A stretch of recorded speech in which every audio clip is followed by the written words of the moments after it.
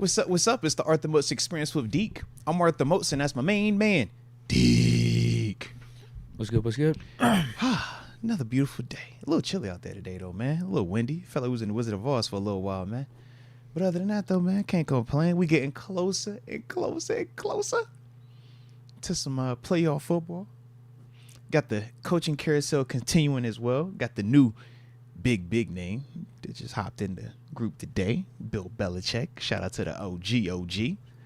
Yeah, man. So, yeah, can't complain, man. What about you, man? What's going on in your hood? I want to do some reporting for the chat. Hey, now. I figured it'd be a disservice to you if I didn't say what I'm about to say. Oh, snap now. Here we go. It was brought up that you played Benny the Butcher before starting the podcast yesterday. Can confirm. Moats took my advice and was bumping some Jimmy Wappo as I walked in. Hey, so that was nice to see. And here. Just a man of the people. I wanted to balance it out. I felt like I might have been a little heavy-handed with the Buffalo music this week. So I figured, you know what? Let's get some Jimmy Wappo. I didn't want to go Wiz. I was like, I need to get into the roots of this thing. I need to get gutter. You said you wanted gangster rap. Yeah, I need to match the energy. I was like, Wiz and Mac, they won't go match that energy the way I needed it match. But shout out to Jimmy Wappo, R.I.P. Wappo. But yeah, man, it hit. I started always, anytime I hear Wappo, I think of you because of the whole interview thing, though, man. Always think of you. Me and him are connected. Yeah, I'm always like, yo, it's Wappo. Deke's homie. That's Deke, man. I don't care what. It don't matter how long to me. It was like, yo, that's Deke's man right there, bro. They linked. So I think it was his last interview ever. Yeah. Rest in peace. But yeah, I think man. It was because did the interview, I think in April. I think he passed end of May, early June, something like that. Mm-hmm. But yeah, it was a crazy story. I mean, I know some people in the chat have heard me talk about it or saw a video of me talking about it. But definitely interesting. Yeah, man. So yeah, shout out to the music though, man. So like I said, I felt like we had some balance today. Shout out to Wappo. All right. So now you got your Buffalo gangster rap, your Pittsburgh gangster rap. All right.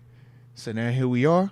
I even figured I would go JMU. You can't go wrong with college, right? Can't go wrong with college today. See? I see you kept it neutral. You see what I mean? Yeah, man. So I was like, you know what? Let me just. There we go. I'm balanced it out. Everything is all down the line because otherwise I feel like y'all going to sound picking sides and I'm too excited one way or the other. Even though I would be excited one way or the other. It's like, you know what I'm saying? Like, I'm just excited, bro. So, yeah, man, it's a good week right here. It's a great week. Kept up with my Steeler cap.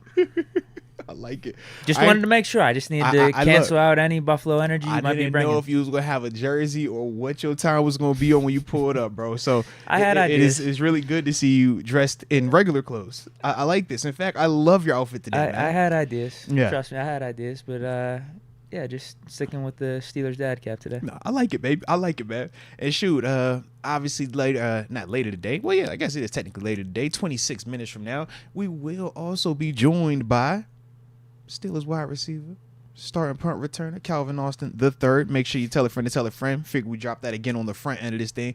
But yeah, man. Yeah. Everything is balanced. Everything is good. So it should be no animosity. It should be no ill will. It should all be positivity today. No, that's crazy. I thought that's what that's meant. I thought it was like, all right, you play some Wappo, everything's gonna be good. You put JMU on, everything's good, no beef. Everybody's happy today. Kumbaya. No, we just don't mess with the Bills. That's really what it comes down to. But like, why? I don't get that part. Well, we're playing them this week, and they're a rival team. Yeah, I just didn't. All right. And it's the playoffs. I mean, stakes are high. Fair enough. Big game. Fair enough. What's that saying from Anakin in Star Wars? No, it might have been Obi-Wan. No, it was Anakin. Which one? Episode 3, when they had to go against each other. Oh, and he had the higher ground? Yeah, that wasn't the quote I'm thinking of, though. Okay. It was right before. Huh. You were the chosen one? Yeah, I think it was like, if you're not with me, then you're my enemy. Yeah. Oh, don't do it like that. And then Obi-Wan says, only a Sith deals in absolute. Yeah. Don't do me like that, man. Hey, go ahead. Yeah, if you're not with us, you're against us. Fair enough. But I guess you're saying you are kind of with the Steelers. I'm with us. But then it could go back to those Bible verses from yesterday. Don't do that. That's a lot. If you want to bring up philosophy, listen, that's a lot going on, man. That's a lot going on. Yeah. But no, I'm in a good mood. Good. I'm having a good time. Good. I like that, man. I just don't like the Bills. That's all. It just seems so like unnecessary. Why does it have to be that version of it? You know. That's all I'm saying, man. Big game this week. It is a big game. A massive Steelers are game. going I up mean, against we're the super Bills. excited, bro. And like I said, we Simple could as beat. that. I'm waiting on my beef for Sunday. When it gets to Sunday, I'm like, man, we have all the sport we want to have. But right now, like, we don't have to have that today. It's love. Because It's Wildcard week, though. It's not Wildcard week. It's Wildcard weekend. It's not just the build-up that happens the day of. It's the build-up throughout the week. It all goes hand in hand.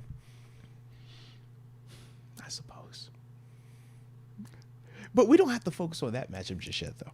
We got other matches we could talk about. Christian Manzi always wants us to do our picks, so we're going to get our picks in today. Are we going to do our picks first? Is that what you want to do? I'm saying, like, it's You wanna multiple. wait till the end It's to multiple talk ways that we could do Steelers-Bills this. preview? It's multiple ways that we could do this, man. So It's I'm up just to saying. you. I'm good with whatever. I'm versatile. All right, well, let me do this real quick because this is Calvin Austin right now. He just hit me. Okay. He was trying to see, does it make sense to either come on before or potentially come on later because he has something coming up right now. So I'm process of texting that, and then after that, we're going to roll through. So, yeah. Well, some people are dropping where they're tuning in from, so maybe this they is could perfect. do that while you're on the phone. So, boom. Check this out. This is what we're going to do because I be wearing the producer hat sometimes with the Bills hat and the Steelers hat. All right, so don't trip. But hit that like button one time. Don't forget to subscribe and let us know where you are tuning in from in the comment section so that way we can give them big boy shout outs to start today's show. All right. We got Dominic Ballish from the 352, Mount Dora, Florida. Shout out to Mount Dora, Florida, by the way, man. The Let's infamous go. Tim, 302, home from college on break. Hope you're enjoying your breaking. We should have asked what school. I want to know how he got his name, the infamous Tim. You had to do something pretty dope. What was the weekend like? What was the story? The infamous Tim. or bad. I don't know. Zick Shazier, 818, Thousand Oaks. And he been rocking with us for a while, too. Shout out to you, Zick. You know it's all love. Oh, man. Richard Arbizo says 310, Carson, California. Just got a cool little promotion at work. Also says, can't wait to celebrate with a Steelers win, a.k.a. that blue and red 5-2 pack. All right, it is all good. Trust me, it is all good. You know. He's talking about a special edition pack. You know how it is, man. Look, I am over here, and I'm just minding my business. I am just super relaxed. We are all I wonder where he got good. It is all love, man. It is all good. I don't want no confrontation just yet, all right? It's all good. It's all Richard, good. if you want, you could Yeah. throw where you it's all got that good. in the chat. It's all good. It's all good. It's all good. Just trust me. It's all good, man. Do they have Yeah. speed shipping? You know what I'm saying? Like the 5-2. Wow. Wow. They have speed shipping. See? This is what we talking about. I'm just over here just trying to mind my business today. I was over here trying to make sure the guest was going to be set up right. I was trying to make sure everything was a vibe. And y'all over here just trying to assassinate me. Huh? I had my head down. My little man just came home today and said, Dad, we started a book on Martin Luther King Jr. You know he got assassinated. I'm like, dang. and now just the irony of it all. Here I am. He's like, you know what a sniper is, Dad? It's a person that shoots from far away. I'm like, yeah. I feel like I just got sniped. That's what I feel like just happened. I got my head down over here, just la da da da da. Oh yeah, Calvin. Yeah, don't worry about it, man. Yeah, you can come through later today, man. Don't trip. Boy, everything's gonna be good. And I see a 52. Bang. Oh, does he got speed shipping on that 5-2? Bang. I'm like, God. Don't do me like that. We got pizza tuning in from Ireland. Jeez. There's some positive energy. There we- Ireland. You said Ireland? Yeah, Oh isn't- man, that's the hood. Come yeah, on, isn't man. that family right you there? know that. Hey, your people's my people's. You know that, man. Us Irish people got to stick together. Noam from the 613, Hey, Ottawa, D'Angelo, Ontario, what's Canada. Shout out to Ontario, Canada. D'Angelo Edwards out of pocket. Arthur Luther King.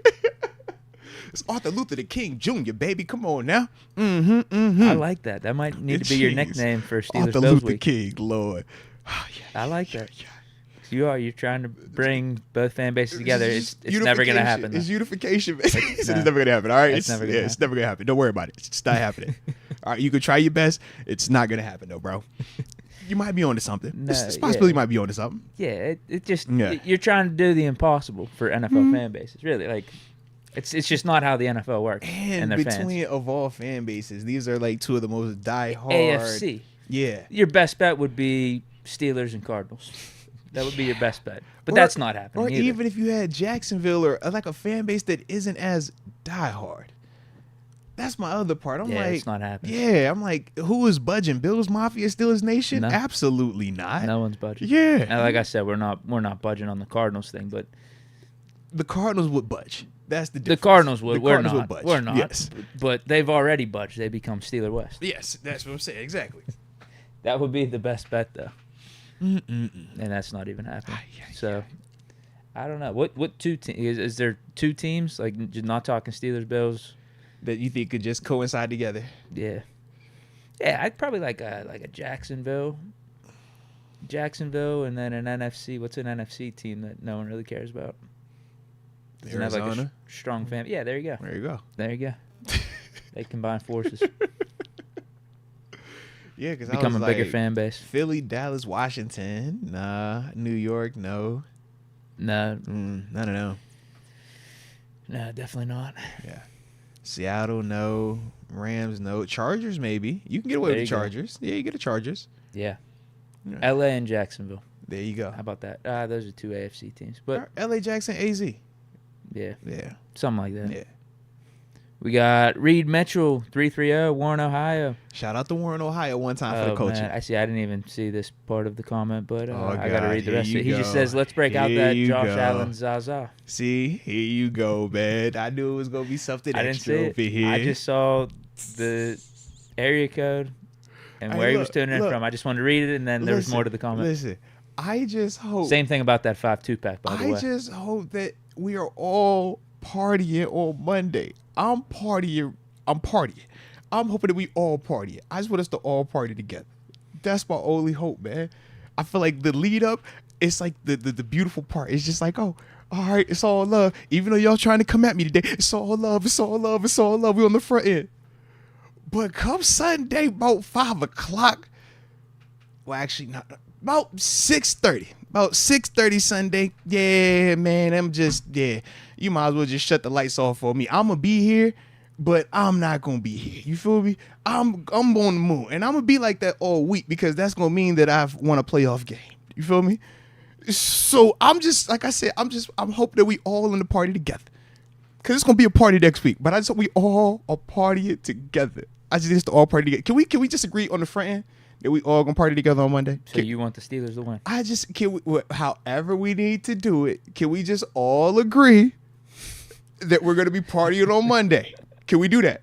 I just want us to do that. I don't think the chat can make that promise. Listen, I just want to party. I'm speaking for the chat. I don't Look, think they can make that promise. I'm loving I I love the energy. I think there's still going to be some shots I fired. feel like the energy is up. I'm ready to have packs. I'm ready to get after it. I'm with you. I just want to make sure, though, that we can all party. I'm trying to turn up because I'm going to be turned up. You can come here on Monday, you be like, bro, we there. I'm like, y'all, we there. You feel me? So I just need to make sure, can we just all agree today? Thursday, 4:15 p.m., January 11th, 2024. Can we all just agree right now that we are all turning up on Monday doing that show? I think we could agree with that, right? I'm seeing what the chat says. Let's just agree with that. I think know we can I'm all gonna agree have a with good that. time. We should all, like I said, man, we are all gonna have. I'm having fun on Monday. I'm partying Monday. This is I just what wanna make sure Hannibal we all says. party Monday, I man. know. There's only one way we're all partying, Moats, in this podcast. One team has to win, not the other. Come on, and that is very man. true. Come on, y'all I doing a lot. I Y'all assumed are you doing were a lot. talking about that outcome as you were doing your I'm spiel just there. saying, in There does have bro, to be one team bro. for it to be a party. We're partying on. Are we all one band, one sound? I'm trying to make sure we're all on the same page. I guess what I was saying is, even if that team does win and we're Is all it partying, there one might be band? some side shots being fired at you from the chat. I'm just look, I get it, man. But I just want to make sure that if I'm partying on Monday, we all partying with me on Monday. That's all. I don't want to be the only guy here partying. Y'all look at me all crazy. I just want to make sure we all party because I'll be partying on Monday. You should be partying on Monday. We should be partying on Monday. It should be a party. Based off the outcome. Yeah. It should be a party. Based off the outcome. It should be the biggest party. Big Mabe says, yeah, if the Bills get smacked. And Donald Copeland says, hell yeah, after Steelers dub. It's gonna be a party on Monday. I'm ready The to party, partying bro. is I'm ready to conditional, party, bro. not unconditional. It's an unconditional party, bro. We partied here on Monday. We've all I can't agreed. agree on that. It sounds like we've all agreed today on Thursday that we're all in this thing together. One band, one sound. It's dependent on outcome. It's just how it is. I'm sorry. This is crazy. I don't make the rules. It's just how it is. I just try to figure out how do I get the smoke on the front end and the back end before we even get to the back end. It's not one or the other. I can't get one or the other. Like, dang. I'm getting smoked that on the front, and then it's like, yo, regardless what happened, you getting on the back end too. Can I just get Well, I think you'd be getting less of it for sure if the Steelers win. I'm saying it's like a warning to you. I wouldn't be surprised if there's some side shots from the chat at you on Monday. That's all. I mean, 1 or 2 side shots as long as we party. I ain't tripping. You know how that goes. Hey, so I'll be enjoying it. You know what I'm saying? You gonna be enjoying it. It could be fun. It could be good, bro. Party. Party like 1999. It's be great. I can't wait. I will say a couple more of these shout-outs. What time's he coming on now? So he has, it's a little bit open of a window, but probably 30 minutes after, probably like 5-ish. Like, that's what we think. Because, yeah, he was supposed to come on at 4:30, but based on what we just texting back and forth, probably going to be 5-ish. Yeah, that time frame. Okay. All right, we got John Easton tuning in from the 412. I just asked me, Deke, you going to the game? I will not be. I would love to, but I'll be back home doing my post-game report. Respect. Actually, probably over at Buddy's place. Respect. You Bunch ain't of want us to go getting see it? together. You ain't want to go party in person? That's crazy. I'd like to go up. That's crazy. What's your verdict? I ended up staying. Yeah, I ended up. Weather. Yeah, I was like, I'm not messing around, bro. Yeah, it's supposed to be bad. It's gonna get worse after the game, right? Uh-huh. Get stuck up there. And you've seen the traffic trying to get out, so you know you're not getting out of there within an hour, 2 September. hours. Yeah, It's that like was one week. lane to get that was in and week out. 1, bro. Think Yeah. about that. Week 1, and it took us an hour and an hour plus to even just move out the. And we was in the dope parking spot. Think about that. That was like you in the good ducked off area. Yeah, man. So yeah, I was like, I'm a chill. But this way I get to really, really enjoy myself. You know. Because, of course, if I was out publicly, I'd have a little bit of eyes on me, you know? You'd miss some of the game. Yeah, and I couldn't turn up the way that I would want to turn up, you know? Because I got to still be like just enough. I got to be able to walk down the stairs. You feel me? Here, I ain't got to worry about that. I can sleep on the couch. Yeah, wife, you bring the blanket down, dog's right there. They'll make my mic, you know what I'm saying? If they think I'm not breathing, they're just going to lick my face. I'm going to wake up, don't you do that. Stop, You know what I mean? So, yeah, we good, man. Mm-hmm. We'll say a few more. Christian Manzi, 724, Faro, PA, home of the Faro Steelers. Yes, indeed. Tanner Henry, I like this comment. 812, Madison, Indiana. Never mind. This is no. I saw the. Whoa, read it. Read it. What does it say? No. This is what I wanted to read. I saw the bottom part of the comment and the front part. Bro, what? I didn't see the middle part, so I'm sorry. But he says Moats is only a trader on Sundays. Actually, that's a positive spin, no? That's like a positive spin, right? That sounds crazy. That's the first line of the comment? You said you read the first and the end. I saw the part that he has in all caps. It says, "Here we go, Mason." I was like, okay, that's a good comment. Respect. And then I like that. Sab7. Like, that's a great comment. I like so then I just went right back to the front because that's all I thought he said. Yeah, that sounds about good. 812 Madison, Indiana. Then I didn't see the middle part. You know what, Deke? It's crazy how you just you keep mixing those ones up. I think you believe me. I did for a second, and then I was like, You no, that still don't should sound believe right. me. That don't sound right, Deke. It sounds like you messed with me. Listen, there's Deke. other ones I could be reading. Deke, I'm just saying. That one's a very mild Deke, one. If anything, that's a positive spin on I just didn't see how that was positive, bro. It should be positive vibes during the week, but on Sunday, that's when it's the actual game. I'm so confused at how we are here today. It's Thursday. The game is until Sunday. We don't even play on Saturday. I wouldn't go out of my way to make that explanation if I was lying. This is crazy. You got to believe me on that. I'm just over here just vibing. I played a WAPO. I'm like, yo, if we played a WAPO, it's gotta be love today. You got to believe me on that. It's gotta be love. Deke is seeking and searching for all negative content. He said, drop where you tuning in from. He said, oh, this where y'all tuning in from? Bump them comments. Who got something nasty to say about them Bills? And who got anything at that 5-2 over there, all right? This is crazy. See, I just got my little JMU on, man. I just, you know what I'm saying? Hey, can't go wrong with Dukes. Go Dukes. Yeah. How about these ones? Johnny Utah from the 915 El Paso, Texas. All right. Anything else with it? No, there's actually not a lot of destination or location comments right now. Okay. There's just a lot of talk going on in the chat. There we go. Because we all on the same team here. Like I said, But man, you know what? I got a few here. we doing it for Martin Luther the King. St. Okay, Breezy, Martin Luther the King. Let's go. 805 Oxnard, California. Mhm. And Tyron 330 Alliance, Ohio. Shout out to Alliance, Ohio, baby, and shout out to Oxnard, California as well, baby. See, like Yes. I'm telling you, the Sound like a last, dub. the Sounds good last then, man. bunch of all these comments, those were like the only ones with their It location. sounds like we're gonna be partying this week, then, bro. It sounds like we partying on Monday. You want the White Claws or you want the Buds? So what are you drinking on now that you are a healthier individual? Like, what is your I'm just trying to lay off the drinking in general. in to be general? honest. Okay, perfect. I'm then we're trying none of to, that. but All right. You if know I what? do, it's tequila and water. Well, that's an option. And if not, we can Or happy always dads, happy moms. shout out to them too. And if not, we got the official momentum. You know, he's going apple cider you. Right. So we got that as well. But we figure we celebrate on Monday, man. You're bringing in alcohol Celebration, man. We turn on it up. Monday, It's a celebration. Postseason victory, man. depending Come on the bro. outcome. What you mean depending on alcohol? It What you depends on mean? the outcome. Bro, we're not partying on Monday. I just figured we had a little ice bucket in here. You want me to get? I got somebody coming like a bottle girl, like sparklers on us, man. We trying to turn up on Monday, bro. Depends. I'm trying to turn up on Monday. For me, it depends. I want to turn up on Monday. I want to have a bucket of ice right here, and we just be looking at the camera like, yo, y'all know what time it is. Yeah. You know what I'm saying? It's either I'll be ecstatic, euphoric, or it's gonna be lowest of lows. Like you know Lowest that of feeling after you lose a lows? playoff game. Yeah, No. it's you're down in the dumps. No, Deke, no, That's how it goes. no Yep. way, man, no. It sucks, but that's how it is. Again, I don't make the rules. It's just how it is. Respect. We'll see. We'll play it by ear. Yeah, so no partying Yeah, we'll play it by ear.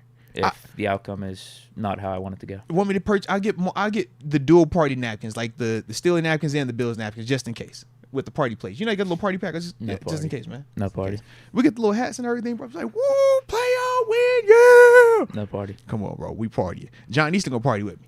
John Easton ready to party. He down. I know AJ Martinez. Whenever he pull up, he gonna party with me.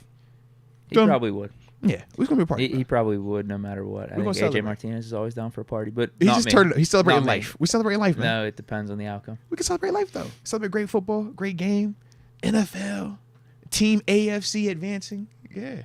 Yeah, we could celebrate life anytime, but on Yeah. Monday, that's a day where it's dependent on the outcome. I mean, of Steelers Bills. some might even say that that's a preview of the Super Bowl. What?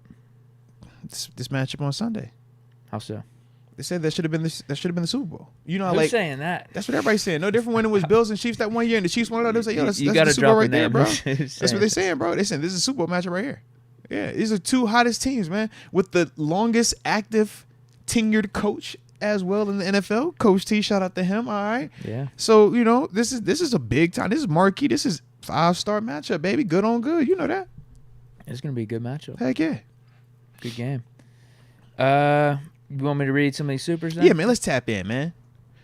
Because like I said, this is gonna be kind of open, but it's definitely here What?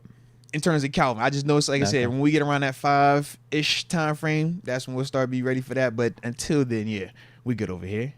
You should text him and ask him if he wants to break any news. Don't get me in trouble. I don't want no parts. Don't get me. Ask in him if he trouble. wants some big views. Dude, don't get me in trouble.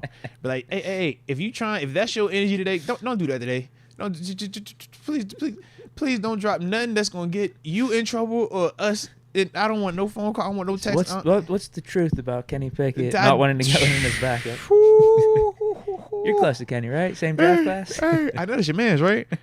Man, No? I'm staying out of it. I'm We'll staying out of it. text him, I'm ask him staying if he out of wants to it. answer that. I don't want no parts. I'm staying out of all that, dude. Benji Flores says tuning in as a new resident of San Antonio. Let's Hashtag go. UTSA. Shout out, man. University of Texas Stephen A. Austin. I like it, man. Or San Antonio, excuse me on that one. But no, respect on that, man. Yeah. Hope you enjoy yourself down in San Antonio, man. Steeler Nation on fire. Going to be a close game. Totally ready for the game. No, big facts, man. And it should be a close game, man. When you throwing in the weather element as well, you throwing in two very, very hot teams. Yeah, baby. It's going to be a good one, man. That's why I said we party. You know it's going to be a vibe. Let's go. Ethan Leach, if everyone is saying it's going to be a run heavy, and we certainly have been the better rushing team, why are we such underdogs? I think that's just Vegas, man. Vegas trying to get money. Everybody knows Steelers going to win this by like 30, bro. Come on, man. I don't have us winning by that much, but I do have us winning. Same difference, yeah. Ethan Leach, as well as if we and them both can't run, we try to pass or keep with the run? What will we do? I think he's trying to say, what will we do? Try to pass or keep with the run? If the weather is potentially what they say it could be, or from at least what I know from the report you told me yesterday. This is what they say. I'm not lying. Right, it's supposed to be like windy as heck, right? They're saying it's supposed to be worse than that wind tunnel Bills-Patriots game from 2 years ago. What was that, on Monday Night Football or Sunday Night Football? Mm-hmm. Mac Jones only threw 2 passes. Yeah.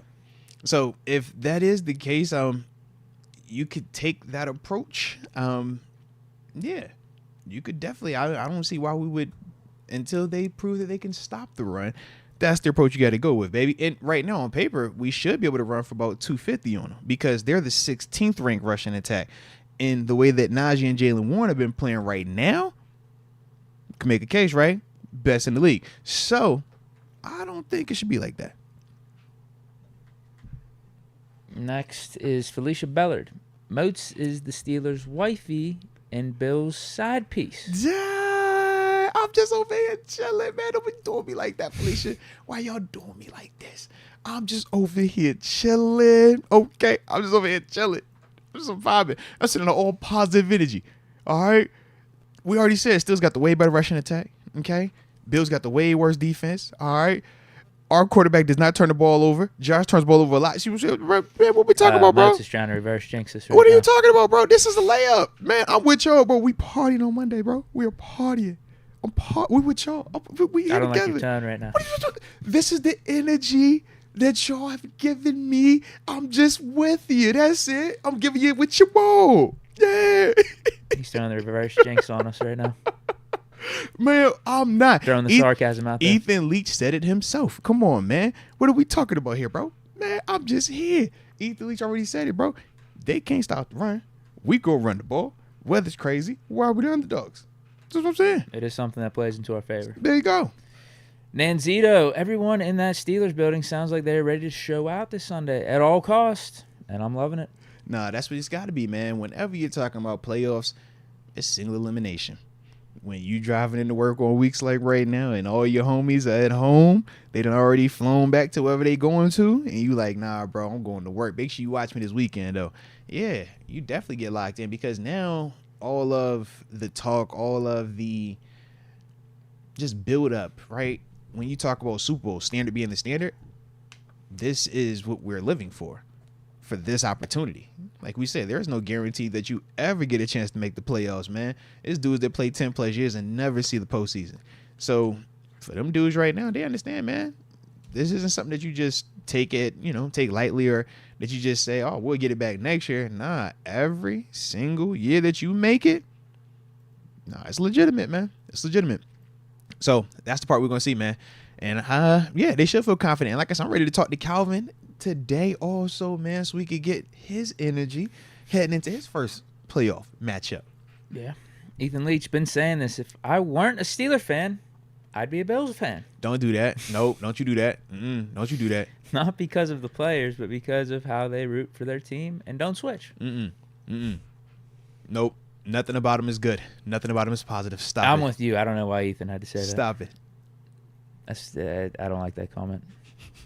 Ethan's been in the chat heavy recently, too, but that's one of his L's. That's an L comment. No, can we please get a Steelers game in Canada? Nate Wiggins is the DBGP. He makes jaw-dropping plays consistently. # watch the tape, upper room. Okay. Nate Wiggins? He's the DBGP. Okay. So the George Pickens version of defense. What does he have to do with Canada? That's what I was trying to figure out as well, bro. Is he a Canadian college player or? But he said the Steelers game in playing Canada. Up in the CFL. I don't know. Either or, a guy we should keep our eye on. Yeah, that's why I took the picture of him. I was like, I'm making my list of all the names, so yeah, we're gonna be good. We're gonna get right. Yeah, but Steelers game in Canada. Oh, you know, I done played in Canada a couple of times, man. It's a little different. It's a little different. But at the same time, though, it would be a vibe. And it actually is quick travel, too, man. We drive that thing. That's what, like 5 hours, 6 hour drive? Tops. It's not bad. Yeah. Ethan Leach, Moats, I know you staying in shape. We need an inside linebacker. Who's we? Just asking. Both teams do, right? Yeah, I was like, which thing you talking about? The 5-5 or the 5-2? I just need some clarification. All right. Well, he said Steelers are his number one team right now still. Okay. Fan, Well, yeah, I'm retired. Okay. The way this knee here feels. All right. Yeah, I'm washed. Don't worry about me, man. I'm innocent. Okay. I'm just innocent bystander. I'm over here, bro. Go team, go. All right. Go team, go. If it was another team, though, would you get up for it? You know what, man? That hot tub to warm me up, baby. Man. I know you talk about, man. I'm just a guy over here just vibing out, putting out positive energy, man. I'm just a positive energy guy. Okay? Sunshine, butterflies, rainbows, happy feelings. All right? That's what I'm on today. Zig Shazier, I never called in and say Deke do. Okay, it wasn't him. Sorry. All right. Had to catch the replay. Appreciate y'all thinking of me. When is the phone line back up? Who was it? It was definitely somebody that called in, though, because they would say it on the regular. And that was like a thing. I feel like we remembered their name, too. Like they were a regular at the time. And it's not Michael Patrick McCracken. It wasn't him. No, definitely wasn't him. It wasn't A.J. Martinez, but it felt like it was somebody in the A.J. Martinez, like, yeah. Yeah, they were a podcast celeb at the time. Yeah. I think they fell off, though. They might have. They fell off because yeah, I'm not remembering their name. Out of sight, out of mind. We've had some people come and go. Yeah. A lot of people would just catch it on the replay, though. This is also facts. Remember, I brought up Patrick McCracken. Yes. And I was like, where's he been? Yeah. And he's like, yo, I'm always here. It's just I catch it replay. I catch it at different times. Yep, definitely here. Paul Bennett, a double-minded man. We going biblical. This is crazy. Is this a biblical one? Yes. Or is this Buddhist? Paul Bennett, a double-minded man is unstable in all his ways. Oh, man. This is funny. But see, I'm not double-minded, man. I'm not double-minded. No. I'm an alumni. When you're an alumni, there's no double-minding. It's simple. Simple math. 4 + 4. Boom. All right. I count. 1, 2, 3, 4. 1, 2, 3, 4. Yeah. Next is Fish Momentum. Hey, everyone, let's go. Hashtag Pitt vs. Buff. Yeah. Hashtag don't seek comfort. Hey, you know what? Double time hashtag don't seek comfort. I like that, actually. I think that's what we rolling on. We celebrating all next week, and we not seeking comfort. Cut your eyelids off. We turn it up. It's going to be a vibe. Here's positivity. Alex Allgood says, we love you, Moats. Thank you. Love you too, man. Appreciate you. Jeez. Was there any other follow-up? I feel like there's a cliffhanger. I feel like there's never just positivity. But, right. So we know the... but with that being said, you know what I'm saying? Don't forget. Yeah. So this week. Right. I'm just like, geez, man. We love you, Moats, until Sunday. Then, you know, depending on how the game goes, we might not talk to you for 7 whole days, okay? Yeah. Don't let it be a Super Bowl run. Lord have mercy. This is what I think this is what we're talking about. I was talking about for us. I hope so. I was talking about us. Yeah, but you were like, don't let it be a Super Bowl run. Because I'm like, bro, I'm worried for you guys. I didn't say because that. Of how I'm going to be acting. That was the insinuation right there. I did not say that. I was just saying that I'm going to really enjoy myself if this becomes a run. Because right now, we're hot. We're on a winning streak. We've won multiple games in a row. So to win this in the playoffs would just be a continuation of the hotness that is taken over, you know? And I'm just ready to see it keep rolling and keep rolling and keep rolling. So I'm really excited. That's why they said this is a Super Bowl matchup. That's what they're saying, bro. They're saying this is really the Super Bowl that's happening right now. Yeah. X Concepts is wondering if you're on this energy right now. I'm just here so I don't get fined. Don't do Is me that how- like is that. that- is that how it Don't do feels? me like that, man. We're all here supporting the team. Go team, go. All right, I'm here with y'all. We here today. Let's go, man. It's gonna be a vibe. It's gonna be a vibe. Like I said, I'm turning up all next week. It's a party on the podcast all next week. We're gonna enjoy ourselves. Big May brings up a good point here. It's not what you say, it's how you say it. Oh, don't do me like We that. caught the tone. No. It is not that. Yeah. Y'all are thinking too far into it. Nope. Fish Momentum says Ambition live at Frankie Eyes. Shout out to Frankie Eyes. January 20th, 2024, 8 p.m. Ambition also live at the Craft House Bar and Grill. February 3rd, 2024, 8 p.m. Ambition like at it. Rivers. All right, he's got a full slate here. I like that. I like that. Ambition at Rivers for I like February that. 23rd, 2024, 8 p.m. I like that. You know what? Does Ambition do any does he do Renegade? Like a new like a rendition of it? I'm sure if you pay him enough, he'll do it. Yeah. Either Renegade or like the Shout song, one or the other. I mean, I'm just not like because I'm sure some Bills people that might pull up, and if they were asking, I just wanted to know ahead of time, just in case. You never know. Bills people pulling up to Pittsburgh concerts. They would have free time, right? If the game goes how it's supposed to go, so they might be there and be like, "Hey, man, since we down here, can we get this for It'll you know?" be- you know what I'm saying? We won't have a home game Right. So they're gonna be at the bar watching the game. in Pittsburgh as opposed to just staying up in Buffalo. Yes, at home. because They you want to want drive 3 hours. because they're wanting to root on the team that should be winning the Super Bowl. Whoever wins this game is going to win the Super Bowl, bro. So yeah, they're gonna go and just support that because there is no animosity, there is no negativity, man. In the same way, if the game were to go in their favor, I don't think Bills we're gonna fans are doing support that. them the same way. We're gonna be like, "Yo, go Bills!" All right. We're gonna be like, "Hey, Bills fans ain't doing we're that. gonna say, hey, the same way what the man from Alabama said to Michigan when he got beat, he was like, yo, go finish the job. And then you saw Michigan go finish the job, right? So once the game is over, if the Steelers were to lose, I'm sure you'll see Mason Rudolph go over to Josh and say, man, go finish the job. And Josh be like, all right, I got you. And vice versa. That's it. Okay, Yeah, I was yeah. just seeing if you were going to say vice versa. Yeah, I'm sure like Red to go over there and say something to somebody like, yo, man. Who? I'm sure Tyler, Dirty Red. So, yeah, he'll go over there and say something to somebody. Like, man, go finish the job, bro. Yeah. You're just saying that because of the Steeler connection, though. Dude, why you do me like that? I said Mason. I said What Mason about- to you say it said- to him, and then it'd be You're Red to say it saying back. Josh would have that much class that he would do that to Mason? Josh would have that kind of respect I for said Mason? it would be Tyler. Tyler Matakavich because Yeah. the dynamic. They just Yeah. closer. They were teammates. Yeah. Chill. It's like his homie. Yeah. Counts a little, you know, man. It's a little more. Fish Momentum, Welch's Insider for Deke. Hashtag no Bills fans. Hashtag maybe Moats. Why y'all So he coming just at me, actually man? clarified your whole hypothetical right there. That's crazy. And he made that comment before you even that came is up with it. crazy, man. That's crazy. Q. Moats, honest question. If the Bills lose, is McDermott's job in jeopardy?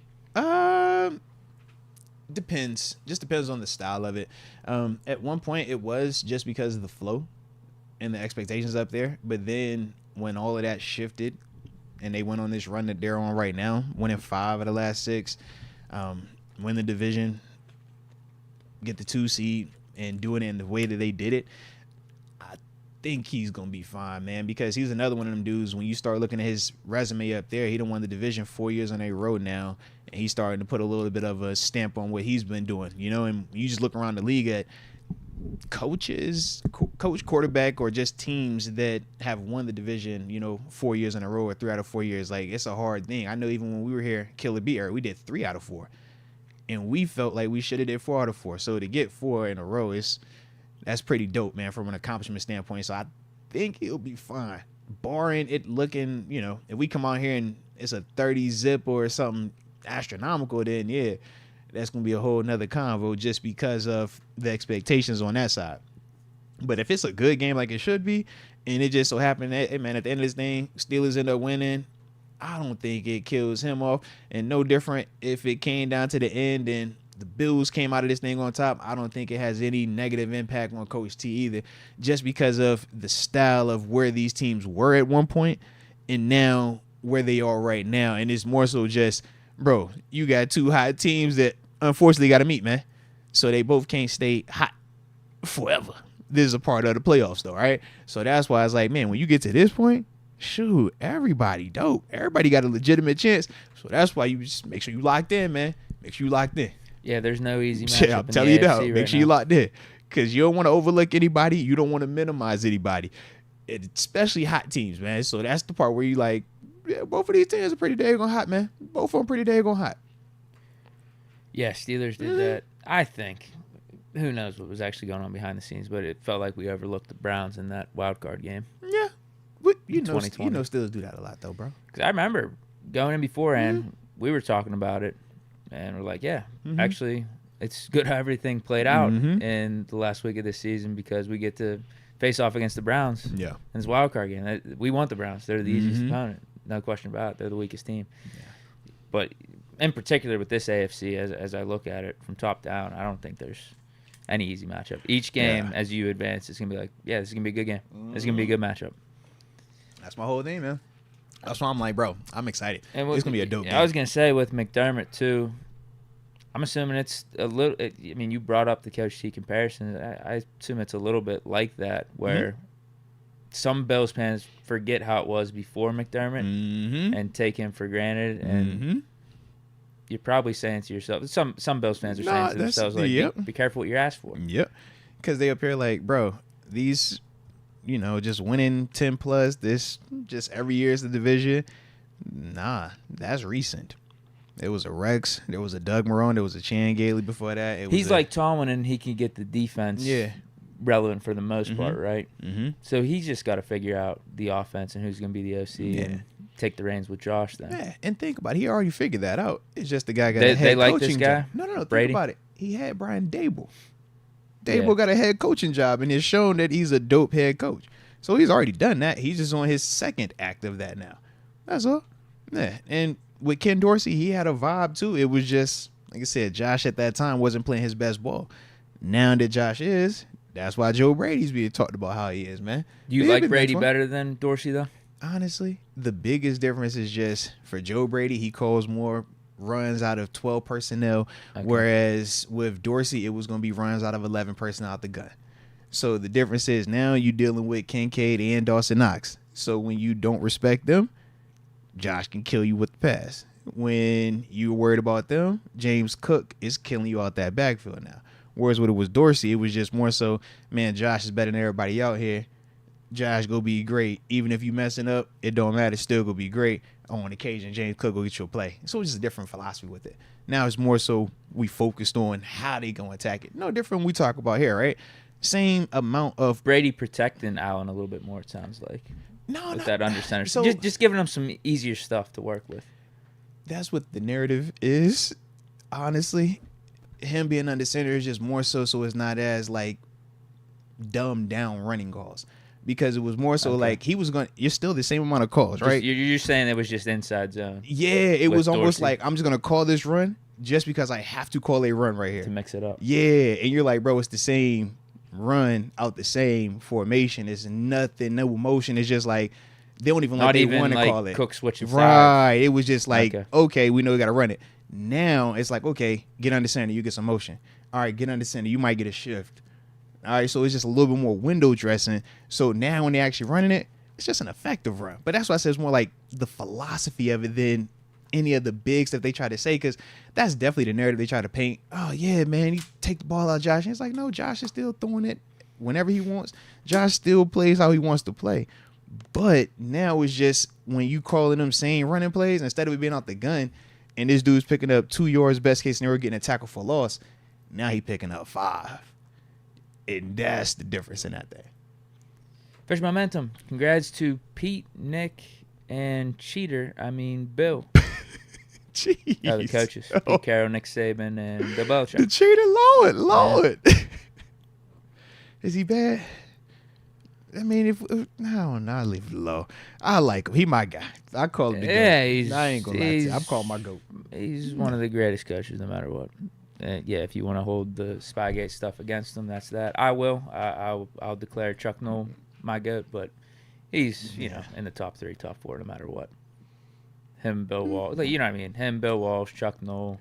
You know how I just say we could agree to disagree. I ain't even think it's a debate, bro. He my GOAT. Yeah, But that's why I was like, agree to disagree on it, man.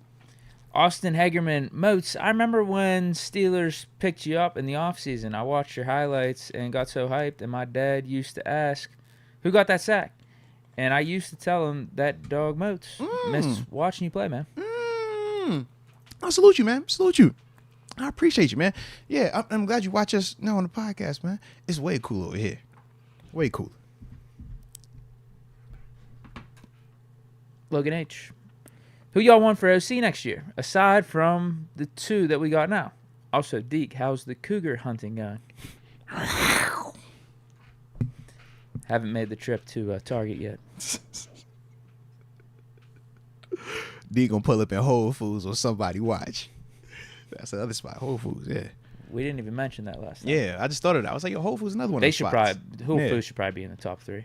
Well, it just depends. What did we say? Because it's a little pricier. We said Target. Yeah. What were the other spots?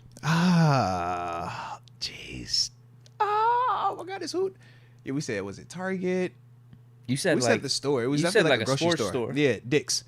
Like one of them like outdoorsy, like Right. mid, like weirdo, not weirdo, but like not hard one way or the other. It's like that blended. I think Whole Foods got to be in that mix. Yeah, no, Whole Foods a vibe. But the thing that They got like beer and stuff in there. Yeah, they got but like a whole eating plaza. It's but- like classy. oh, I know.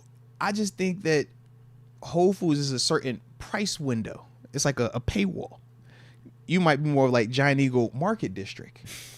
That's the difference. That's not a bad spot either, Yeah. I guess, right? Yeah, and the pay difference is very different. So you go have more that you fishing from over there, but the selection, you might see what you like in Whole Foods. But I just think it's a little bit different demographic in there. That's Logan H brings up Yeah. Barnes and Noble again. You brought it up. That's Butcher Bergen says LL Bean. definitely one of them stores like that. Yeah, That LL Bean is instead of definitely one of them Dick's. stores. I mean, no, I'm saying it's another one. It's another variation of them. Yeah. Next to Lululemon, all the you know them stores. Yeah. Do we really understand? You know the stores they're talking about. All right. How about the OC for next year? Can't pick Faulkner or Sullivan. Yeah. I don't know. Yeah, I really don't have a hard answer. If you're removing them from it, I'm Probably like, Kubiak. yeah, like I don't have a strong opinion on Kubiak. I don't have a strong opinion on. I don't either, but that's Yeah. that's the guy under Shanahan right now that's probably next up for an OC around the league. So give me him. Yeah, I have no clue. NFL pedigree. That's going to help his chances here. Whoever, as long as the players are gonna play well, that's all I care about, man. All right, because clearly, as we see, it's less about that dude up there, more about these dudes on that field, man. Yeah. So be Leftwich then, sure. I go him. Michael Fowler. Snowball 2.0. Bro, that's what it's looking like. But I don't know. Did we get snow up there? They're calling for it. Yeah. I don't know if it's supposed to be as heavy as it was As like then, last though, year whenever Bills and Cincy played. Mm-hmm. But they say it's going to be coming down. Shoot. And it might be worse, as we mentioned, after the game. I was as opposed to during it. thinking, will we get back like how it was when we went up there with El Bell? Was that Right. 16? Yeah. Right? Was that 17? No. I think it was 16. 16, because that was you went to the FC Championship. Yeah. 300 yards Yep. total offense. Mm-hmm. Steel Nation on fire. Y'all need to leave Moats alone. Just wait for Monday to mess with Moats. That's what I'm saying, bro, because we're going to all turn up on Monday. I'm telling you right now, I'm off the top rope on Monday. So we good. Michael Brooks. NFL wants to move the games to Cleveland because their favorites are a disadvantage. Don't matter where we play. Getting them and Moats out of here. LOL. So if you get me out of here, are you saying the Steelers are getting out of here? Because that's what I'm trying to just figure out, man. Oh, shoot. He calling right now, too. Okay. All right, give me a second. Let me holler. Ladies and gentlemen, Steelers receiver, number 19, Calvin Austin. 4th round pick of the 2022 draft. Calling in. Hope you enjoy the interview. Drop any questions that you have in the comments. We appreciate you. Maybe we'll feature a couple of them. Hook you up to the real quick, do a quick intro, and after that we get going, all right? I appreciate you again, man.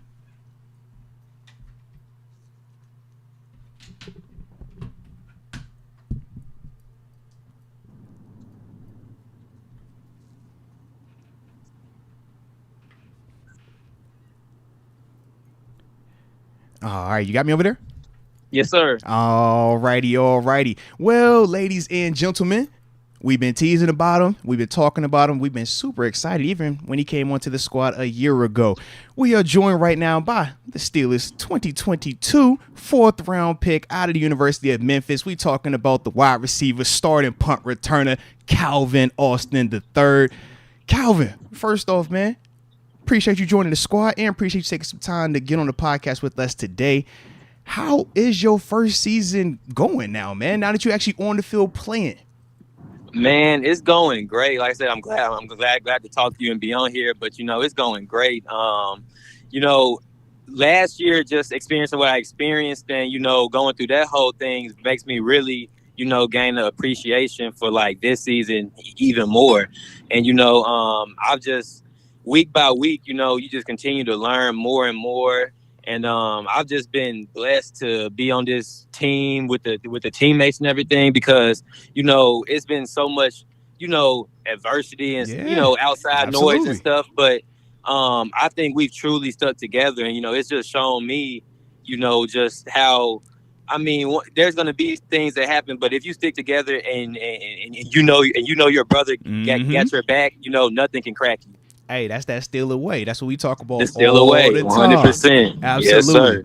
Now, I also wanted to ask, man, since this is actually your first season being on the field, granted, we know you were here last year, but in terms of it now really happening for you, has it lived up to whatever your personal expectations were in terms of you getting on that field and playing in the National Football League? Yes, and it kind of exceeded them. I mean, it's kind of surreal to me. Like each time we enter a stadium, like we drive up, like I'm just like looking around. Your first like, time seeing it in person. Yeah, exactly. Like I haven't been to and like my first NFL game was the Bengals game last year. You know what I'm saying? It's okay. I had never been to an NFL game or anything, so every experience. That's why like sometimes I just have to like. With me, I'm just like, let me be where my feet is. Because, like, every moment is something new, like the stadiums. Like, I'm like, when we was in Seattle, I'm like, I get it, bro. That was like, I'm like, man, I've been watching ESPN, seeing people talk about the crowd noise, this and that. Like, now I'm on the field, playing here.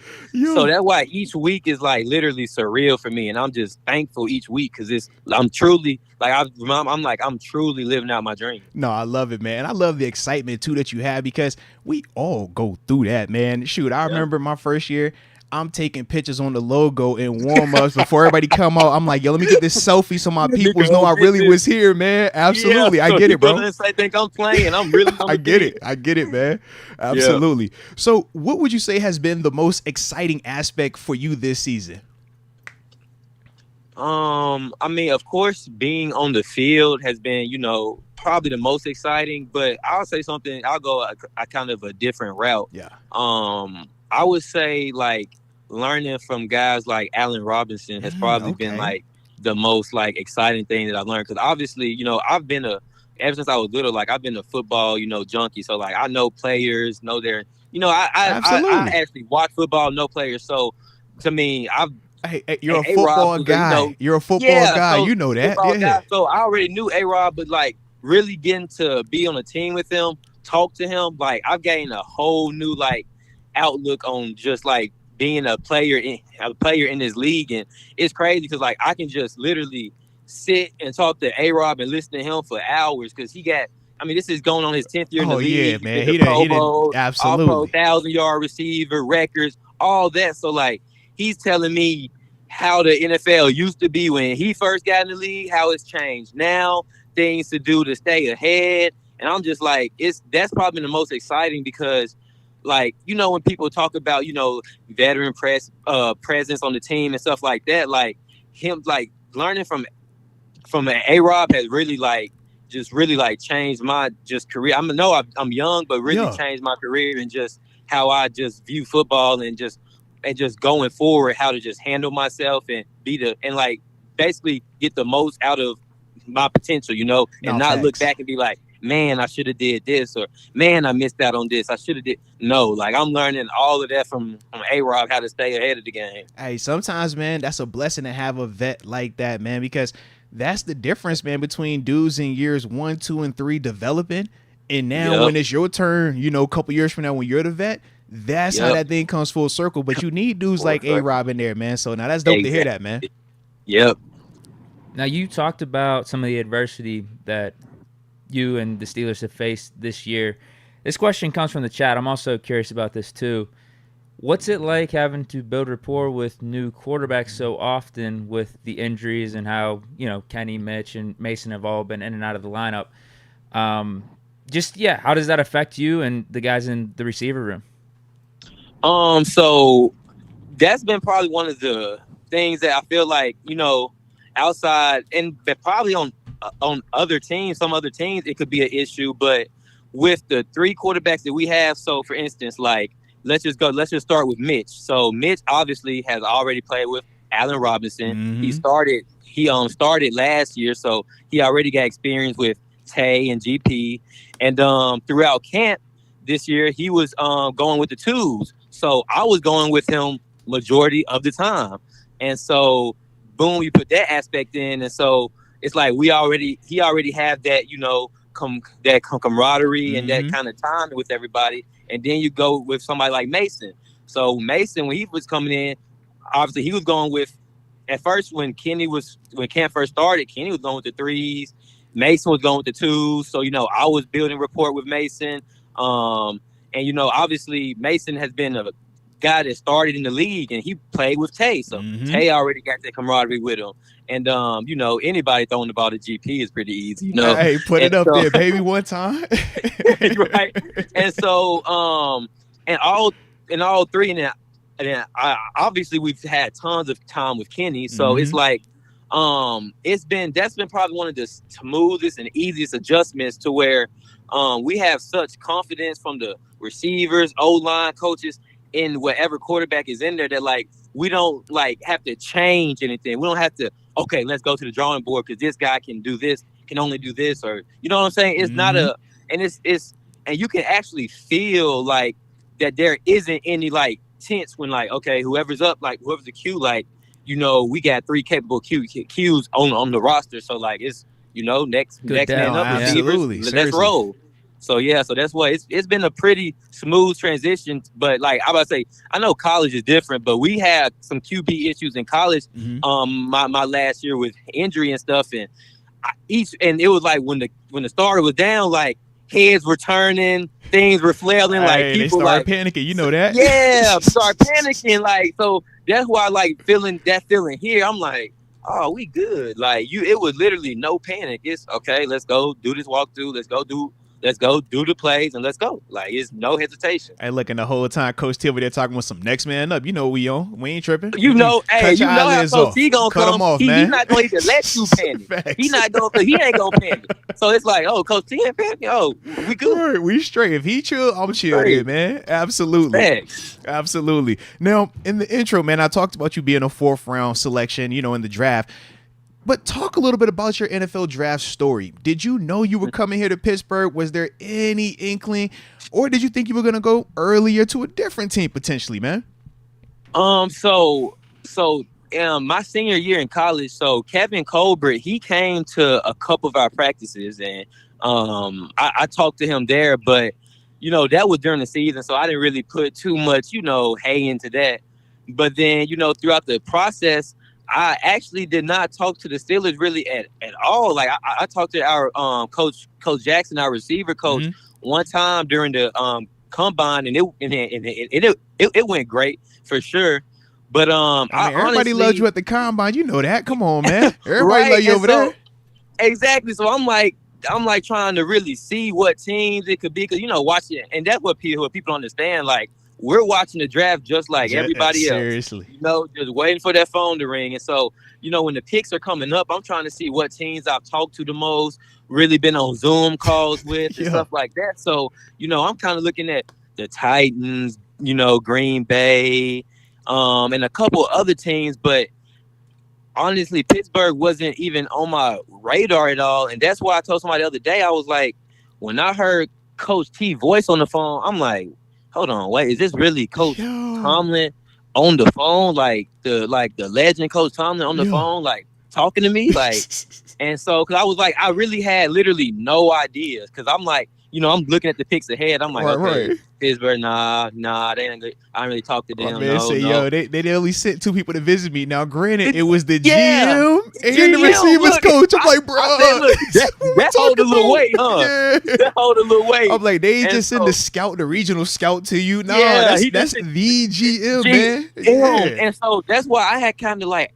I hadn't even thought about that actually, meaning something, and so that's why I'm looking at the picks. I'm like, no, and that's why I'm like, when they called, I almost like it kind of like I almost blacked out because I was like, this is a storied French, you know what I'm saying? Like I used to just was thinking, I'm like, and there's sometimes, just based on there's teams you like, you don't really want. But like, look, this ain't. I know they ain't picking me. Regardless, Yeah. Yeah, you know how it is. So I'm like, when I'm like, but I was like, that's nothing but God. Like, bless me to be in that's with the greatest franchise and seriously, man, the best possible situation. Because just you can go into some places and the situation be the thing that hurt you, but just the stability, the story, the history behind it's just it precedes itself. You don't even have to say anything. Nah, that's the facts, man. And honestly, when I think of myself, man, I always say, you get drafted to a place like Pittsburgh where you top down stability, the Rooneys. You talking about Coach T. You talking about even GM, right? Kevin Colbert shifting, but it's going to Omar Khan, who's already been there for a while. It's just a different energy in that building compared to other places, man. So, nah, man, that's a blessing for you, man. What? Going off that, because I was talking to one of the receivers today. He was talking about how like he was like telling me like since I haven't been on another team, he was like how big of a blessing it is to be with a team that is a winning team. Because he was like, some people been on teams and never have won. Listen, have losing records and you'll stuff. play 4 years and they'll be like, you only won 10 games. You like, huh? How you do that in 4 how years? Y'all do that? Yeah, but he was it's like, real. But he was like, you're actually learning and seeing how to actually win in this league. Yeah. I'm like, yeah, I didn't even think of it like that, but I truly am. Now, going back to that time period around the draft, what's the deal with your 40 time? There's like a conspiracy, there's a controversy with what's it. the real one? What's your real number, man? It's saying 4-3 so look, on Google. Saw how the clock. I saw how the clock crossed a little, and it said like something crazy, like 4.0. But one thing about the combine that was a little weird to me, it was guys will run their time, and then they'll come back and they'll be like official time. Yeah, it's something like totally different. Different, faster, and like my time and my TV time was the exact same. Like it didn't. My official time was the time that posted. So like, I'm not gonna say it was a conspiracy or nothing like that. But I also think though too, I did run 4.32, which was cool, but I only ran it once. But like, I definitely I can go for it too. You said it like you were so disappointed. He said, I did 4.32. It was cool. It was cool, but it's like I feel like I still could have, but the people I trained with, my agent, they did a great job of looking out for me, wanting what's best for me, and I did. All I was doing was just trying to take my coaching and listen. So after that first one, I just went ahead and got ready for the other things because that day during the combine, it was only me and so I did the punt returns and stuff too. I called punts and kicks from the jug machine, and then it was like me and only like 2 other receivers that did everything, like the 5-10-5 at the end after all the routes. Because talk about it, Calvin. It's dudes that don't do drills. It's dudes that will sit out of certain drills, man. Yeah. Yeah, say now, but I was like, shoot, I'm an underdog. I'm doing everything. Like I'm trying to put myself out there, regardless. So I was like, I think that second one would have probably been something crazy. I think. Hey, look, man, the way you talking about it like that, I'm like, yeah, that sound about right. And it is crazy though that your real end TV time with the same because everybody else that's never the case. It seems like, man. That's what I was saying. It was crazy. I'm like, what? But look, I ran 4.32. I was like, what? I ain't tripping. Yeah, big facts, man. So shoot, in terms of last year, man, I wanted to go back to the injury and everything, right? Just how were you able to handle getting drafted here? You put your life into this thing, and now your first opportunity, you got to sit. What was that like for you mentally, man? Just not being available to go on the field in a professional capacity, man.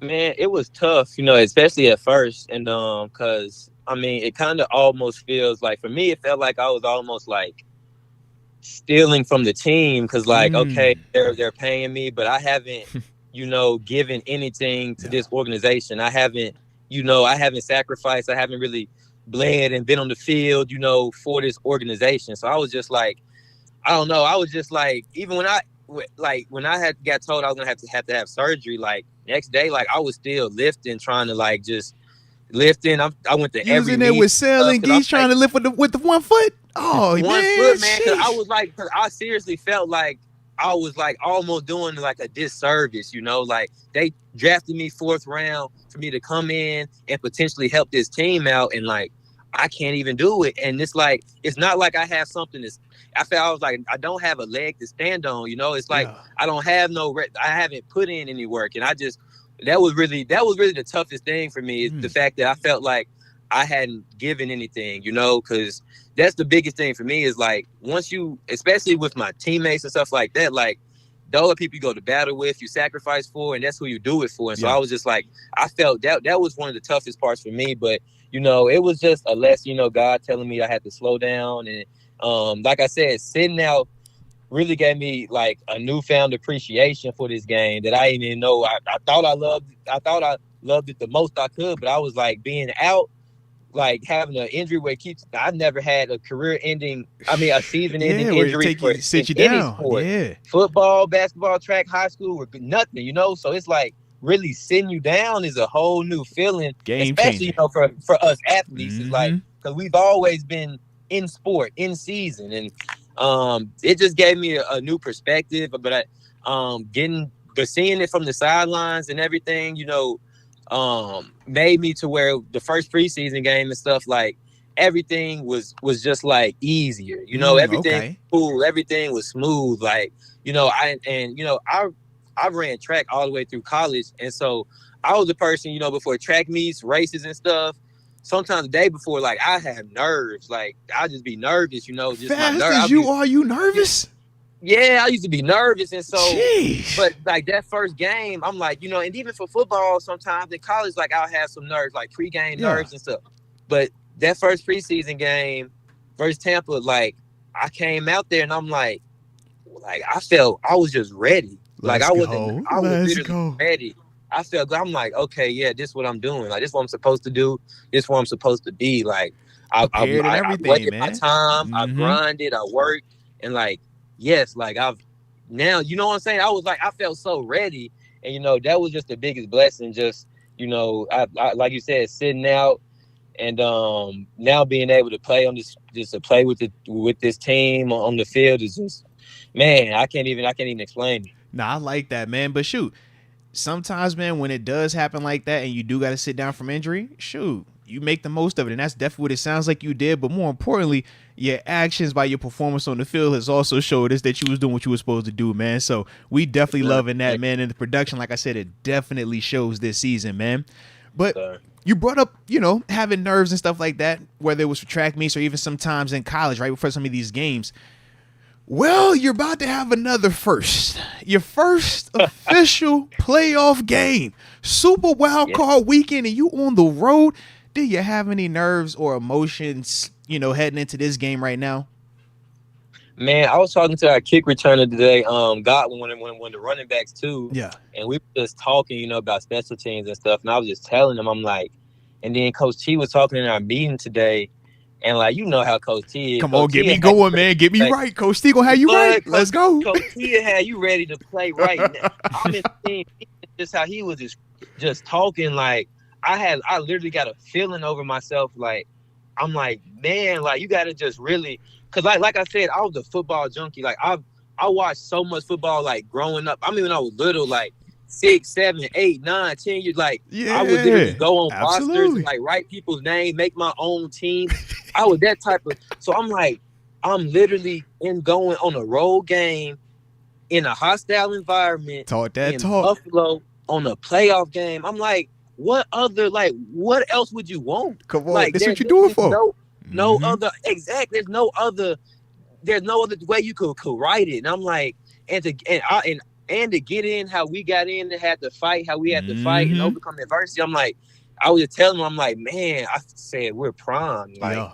that feeling like I just got a feeling like I'm just, just ready. Like that's all I can say is I'm just ready. Like the moment and everything is like, I feel like it's just all coming into one and just like the perfect timing.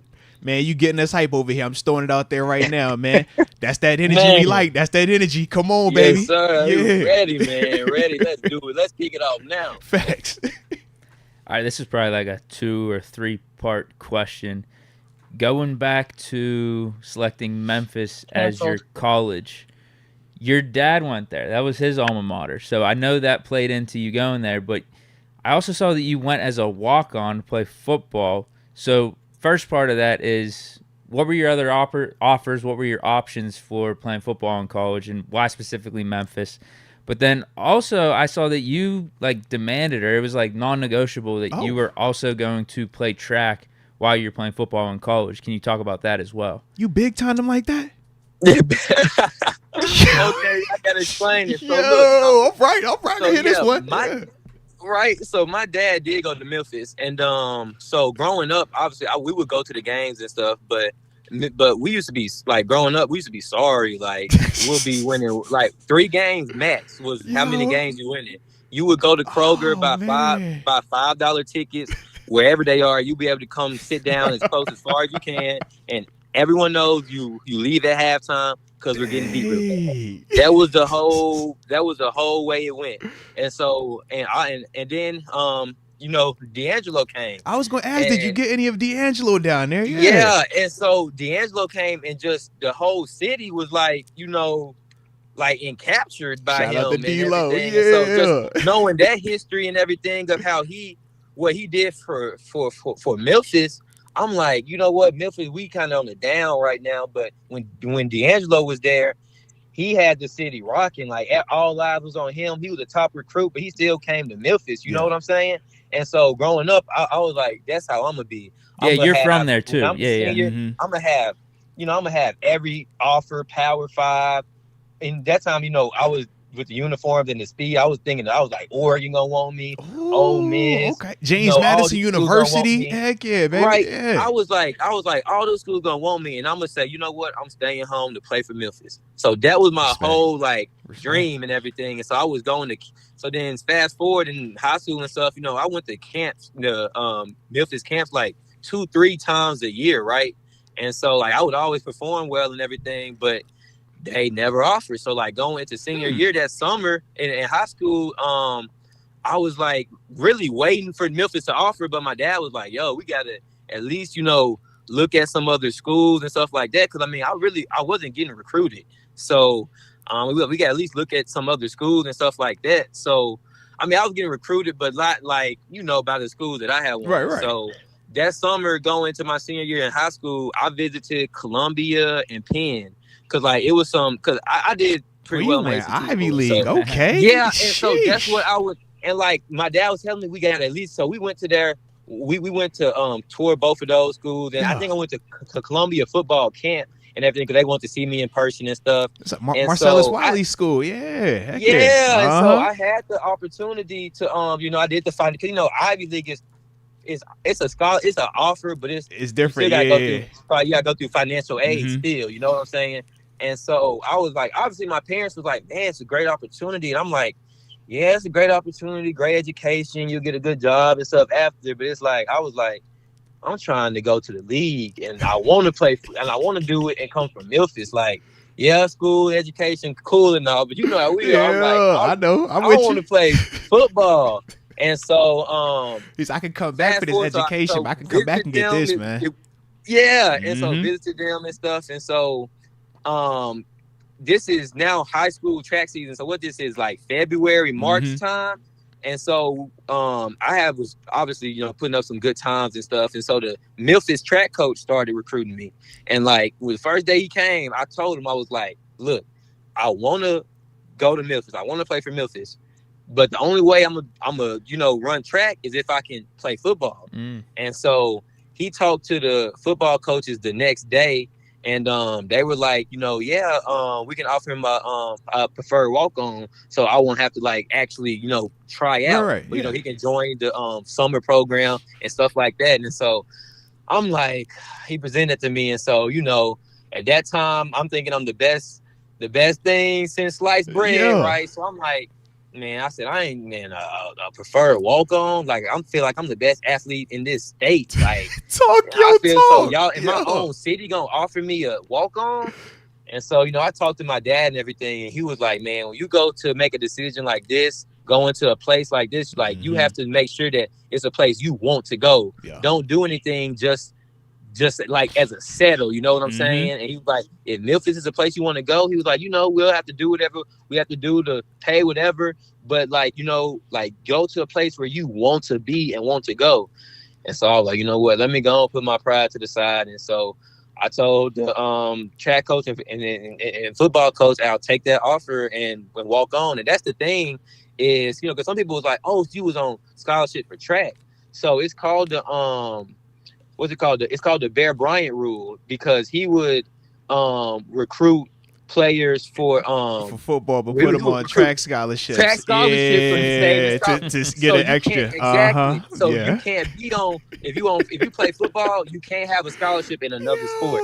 And so I'm like, so I had to, because I could have, I could have been a full ride track scholarship guy, but I was like, I have to play football. Like that's the only reason I'm going to school, like because football is my love. Yeah. I love track too, but football is like what I feel like I was born to do. And so I was like, you know what, I'm gonna bet on myself and take that preferred walk-on offer. And I just took it, and I didn't end up getting put on scholarship till after my redshirt sophomore year, which was my third season. So that's when I got put on scholarship and everything, and I guess the rest is history. Now, that's interesting to hear that part specifically at the end. Them not putting you on scholarship until your third year.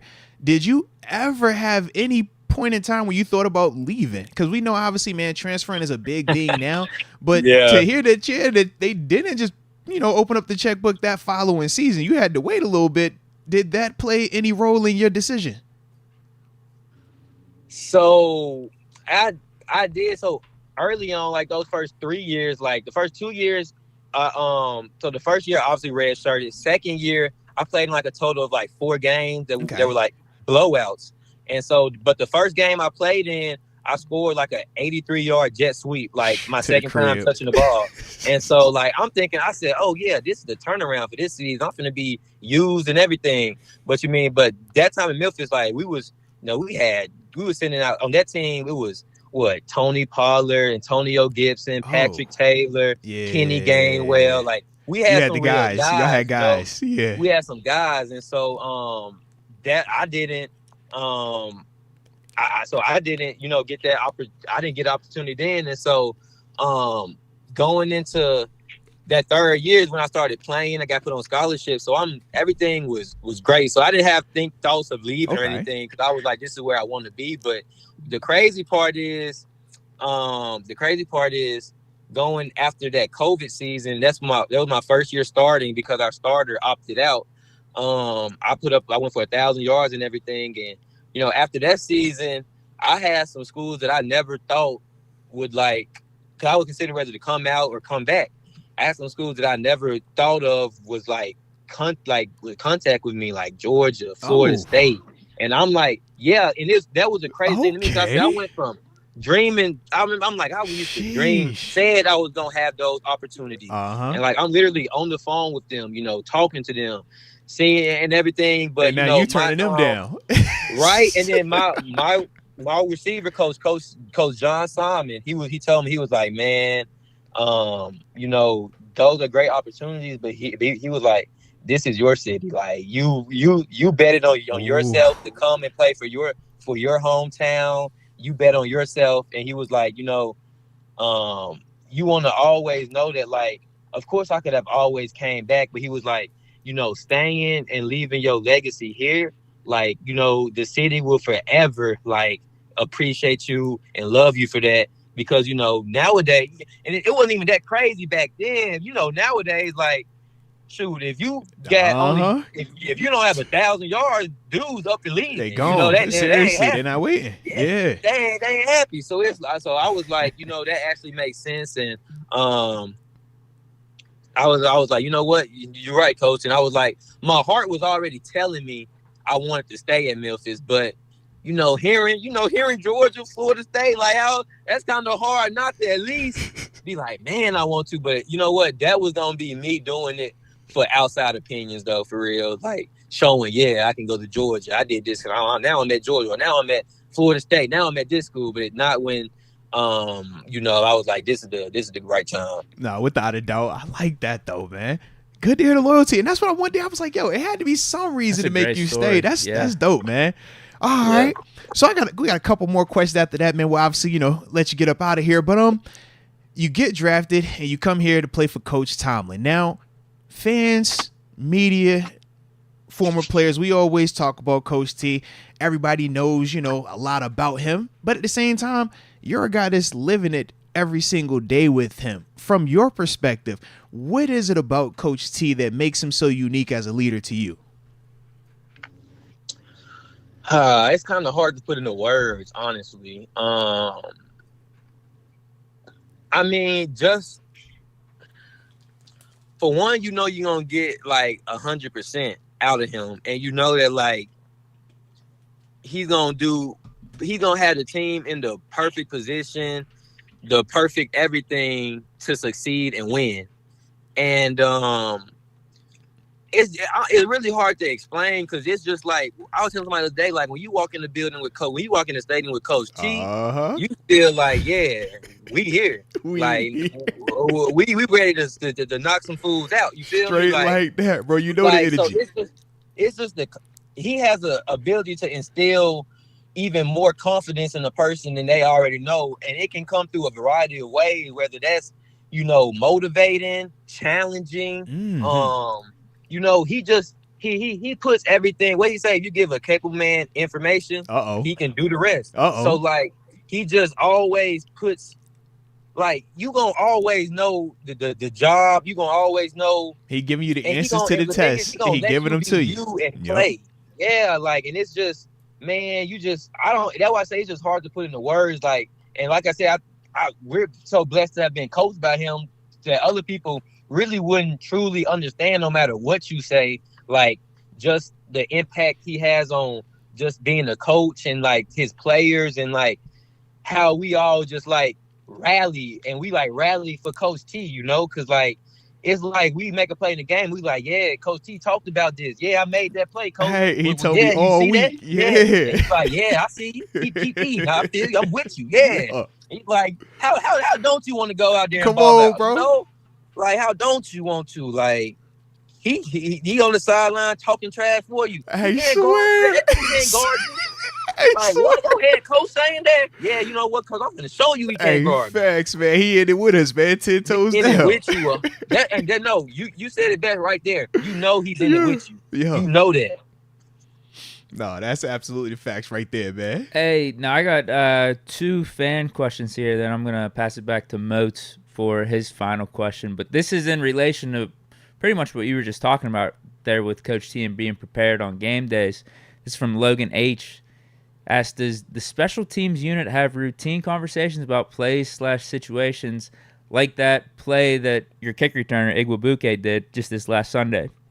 Says it was awesome. Detailing that work, all right. Oh, yeah, most definitely. And if anybody know Danny Smith, everybody know Danny Smith don't play about his special team. Man, love Danny. Let's go. Yeah, Danny don't play about his special team, man. People that come to the coach don't not be joking like, man, Danny get the most meeting time. I swear. Yeah, Danny gonna get his time.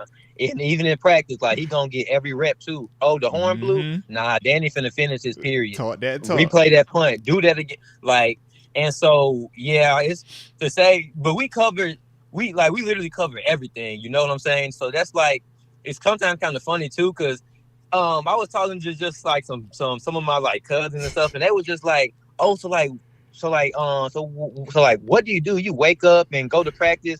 I'm like, yeah, but it's like it's a whole day, like it's a job, bro. We have meetings, we have walkthroughs and then meetings again and then go over what we just practiced. So it's like people think it's just like sometimes just happens. I'm like, bruh. nah, y'all, this stuff just don't happen. We really like put in time, work, and everything. And think about it, you've been doing it, since the off season. April time Exactly. frame when OTA start up, so it's not like this is your first time going over it. Sometimes your fourth, fifth time by the time you get to it in the season, man. Exactly. Yeah. Exactly. So it's just like that's why sometimes people be like, oh, that dude didn't know or something like that. But it's like, sometimes in big situations, like people just kind of like, and that's what it is. It's Pressure. about Yeah. putting the learning to the field. Mhm. Like, you know what I'm saying? So it's like everybody usually in this level of professional football, if somebody makes just a huge error, it's usually not because they didn't know. It's just sometimes the moment is too big, or just in some circumstances they just are not either locked in or just forget. But it's like in professional football, you're going to know usually everything's gonna be covered. Yeah. You know what I'm saying? So at that time, it's just up to you to know that when that thing happens in game to execute. Nah, I would always remember, man, they would talk about performance under pressure. And that'd be the big difference. It's like anybody can walk on a 2x4 that's, sitting right here on the ground. You not tripping on it. You take that same 2x4, put it on a skyscraper. You like, holy smokes. And it's like, now you start it's the same piece that you walking on. Yeah. But you in your own head now. And that's 100%, when you're out there, that is the difference with some of them dudes, man. Absolutely. So you weren't shocked at all by Iwabuke's play? Oh, no, not at all. Oh, wow. Okay. That was the first time I've ever seen that. No joke. For real, yeah. It's been a couple plays. It's been one or two other players that had did it on a kick return. And obviously, we watched it and stuff, talk about it, everything. Because, it's 25. And that's the thing. Like, people think, like, Danny always go over this. Like, people think when the ball go out of bounds, it's put at the 40. No, it's put 25 yards from where the ball is kicked. So if you was backed up in that situation, it would be 40 yards from the spot of the ball. So it's like, it'd be 25 yards from the spot of the kick. So it's like, talk them details, man. Talk them details. Yeah, but exactly. Now you got to detail your work though, baby. This one's from X Concepts again. This is his second one. Got some good questions today. He says, how's it feel knowing Sauce Gardner showed respect, saying that you were the hardest receiver he had to cover in college? He did say that. That is facts. Oh yeah. There was a lot of respect. I got a great respect for his game, his work ethic and stuff, because we trained we was at the same training group at Exos in Frisco, Texas for the pre-draft. I was with like a great group. I had Exos a dope facility too, man. They got a little that's fine. Yeah, I was with some great guys, and we all just pushed each other, competitive. Like we was all talking trash about who's gonna have the fastest time. We actually competing though, but getting each other better. And you know how it's like sometimes people get a reputation and stuff like that, but like a guy like Sauce, dude, super cool, down to earth. Like he was.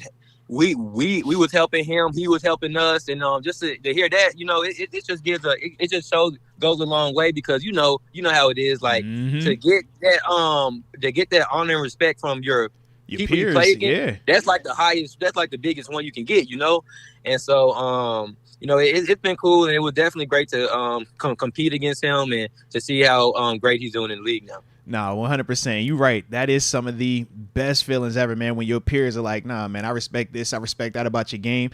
100%. Yep. And, man, just thinking back to what you were just talking about, right, in terms of when you're training and you go off way before the combine and stuff, that's some of the best times, because you do build some dope relationships that last for, a good amount of time, especially while y'all all playing in the league at the same time. So, man, that is definitely good to hear, man. 100%. Yep. That's man. I done made some great friends, like, guys like Pierre Strong, Brees Hall, Traylon Burks, Eric Ezukama, like all my training, Tyler Goodson, man. You never forget them. Y'all be locked in. Absolutely. Yeah, like that. We was locked in. That's what I said. And we just constantly pushed each other, challenged each other. And I mean, we had that time, like our facility, man, we put up some crazy numbers. But none of us were surprised just because of all of our work ethic there. So like you said, man, you forged some great relationships. No, I like that, man. Well, shoot, the last one I got for you, and you've been absolutely phenomenal too, man. I just want to throw that out there to you, man. But we always talk about that moment, right, when we're transitioning from college to the NFL. And we talk about that moment we realize, you know what, man, I ain't in college no more. It's the big leagues now, man. And we typically call it that welcome to the NFL moment. Usually, you know, it's not the best of situations, but we respect it and we'll never forget it. So if you could, talk about your welcome to the NFL moment. So mine would probably, because when I knew, let me see, my welcome to the NFL moment would probably be in training camp. And it's not even the one where, you know, me and TJ got into it a little bit because he made a crazy tackle on me, but it would be watching. It was one of the first camp practices, and we would try to run a screen to his side, and he picked it off. And Coach Tomlin had got mad, and he was like, "That's a wasted rep. Why would you script that to TJ?" I'm like, wait, what you mean it's a wasted rep? Why would you script that? He threw a screen, like he just made a. Then I'm like, I'm like, oh wait. You wasted time calling screenplays to TJ Watt in practice, bro. Yeah. And I'm like, I'm really thinking. Then the more I watched, it all clicked. I was like, no. Yeah. You pissed off. You wasted time. You can't play. You don't play around with stuff like that. Like college, you can try somebody, see what they gonna. You don't try him. Like, nah, you really are wasting. Like that's a wasted rep for everybody because you know that's not gonna fly. He does it literally in game. So why would you think to do it in practice? I was like, oh yeah, this level requires a little more detail and skill and thoughtfulness. I'm like, yeah. So in practice, everyone knows that coach gonna get mad at the OC because it's like, why are you scripting a jet sweep to TJ? Why are you none of that to TJ? Yeah. Why are you running that stuff? Why are you booting the TJ? You don't do that stuff. And I'm like, wow, like. Players at this level are literally that good where certain things you don't even, their resume precedes themselves. Hey, Calvin, this is in practice. This is in practice we're talking about. And that's why I was confused. All right, this is practice we're talking about. No, you wasted time. We wasted. I'm like, oh no, I'm like, yeah, let's run the other side. Let's actually try to get some work in. Let's, because the defense not going to even be able to do no chase angles. Everything is shut down because he makes the play too fast. Yeah, he makes the play too good. Too over, play over. That's when I was like, okay, yeah, this the NFL. This I had never heard that. I had never knew you couldn't convince me that certain players you can run certain things to. And then on the line, especially a pass for an outside linebacker, I'm like, bro, it's a screen. That's a pass play. They be like, yo, check his tape, bro. Just check his tape. Yeah. Check the tape. Check the tape, bro. Just check his tape. His tape hot. Don't screen. Don't draw. Hot. Don't none of that. Hot. Tape is hot. So yeah, I would say that was my welcome to the NFL moment. I was like, yeah, this is real. No, I like that right there, man. Major respect. Well, shoot, like I said, that was all we have for you today, man. It was a great convo, man. We wish you nothing but the best. Like I said, big fans of you over here, man. So, like I said, keep being great and go take care of business on Sunday, man. Yes, sir. Great to talk to y'all. I appreciate y'all for having me on. Major respect, baby. All right, peace. Shout out right there, man. Calvin Austin III, Steelers wide receiver, punt returner. I would agree. I think that was fire. If y'all was digging the interview, hit that like button one time and subscribe if you have not done so. We typically do that a lot in the season. You know, we have a guest on. So yeah, man, that was dope time though, man. I like you see this breaking report in the chat? I did not, man. You know, I had the thing on. What happened? You know how we had that super chat where the guy was talking about going to Cleveland? Yeah. I think we misinterpreted it completely. We thought it was like, oh, we beat Buffalo, then we beat Cleveland next round. You know what I mean? Something go up there. No, there's a rumor being thrown out there that the game is going to be played in Cleveland. This game, this Steelers-Bills Wildcard, depending on the weather up in Buffalo. Well, it's been times we usually play in Detroit, but Detroit is using their stadium. That's the difference. Yeah. Because usually the games will go to Detroit. So there's been different reactions floating around right now. Brooke Pryor said the Steelers haven't been informed on that. Yeah. But it was KDKA radio host Marty Griffin that Shout out to said Marty. That. Yeah, Shout out to Marty. Yeah, so I mean, it's happened before. It's not like it's the first time.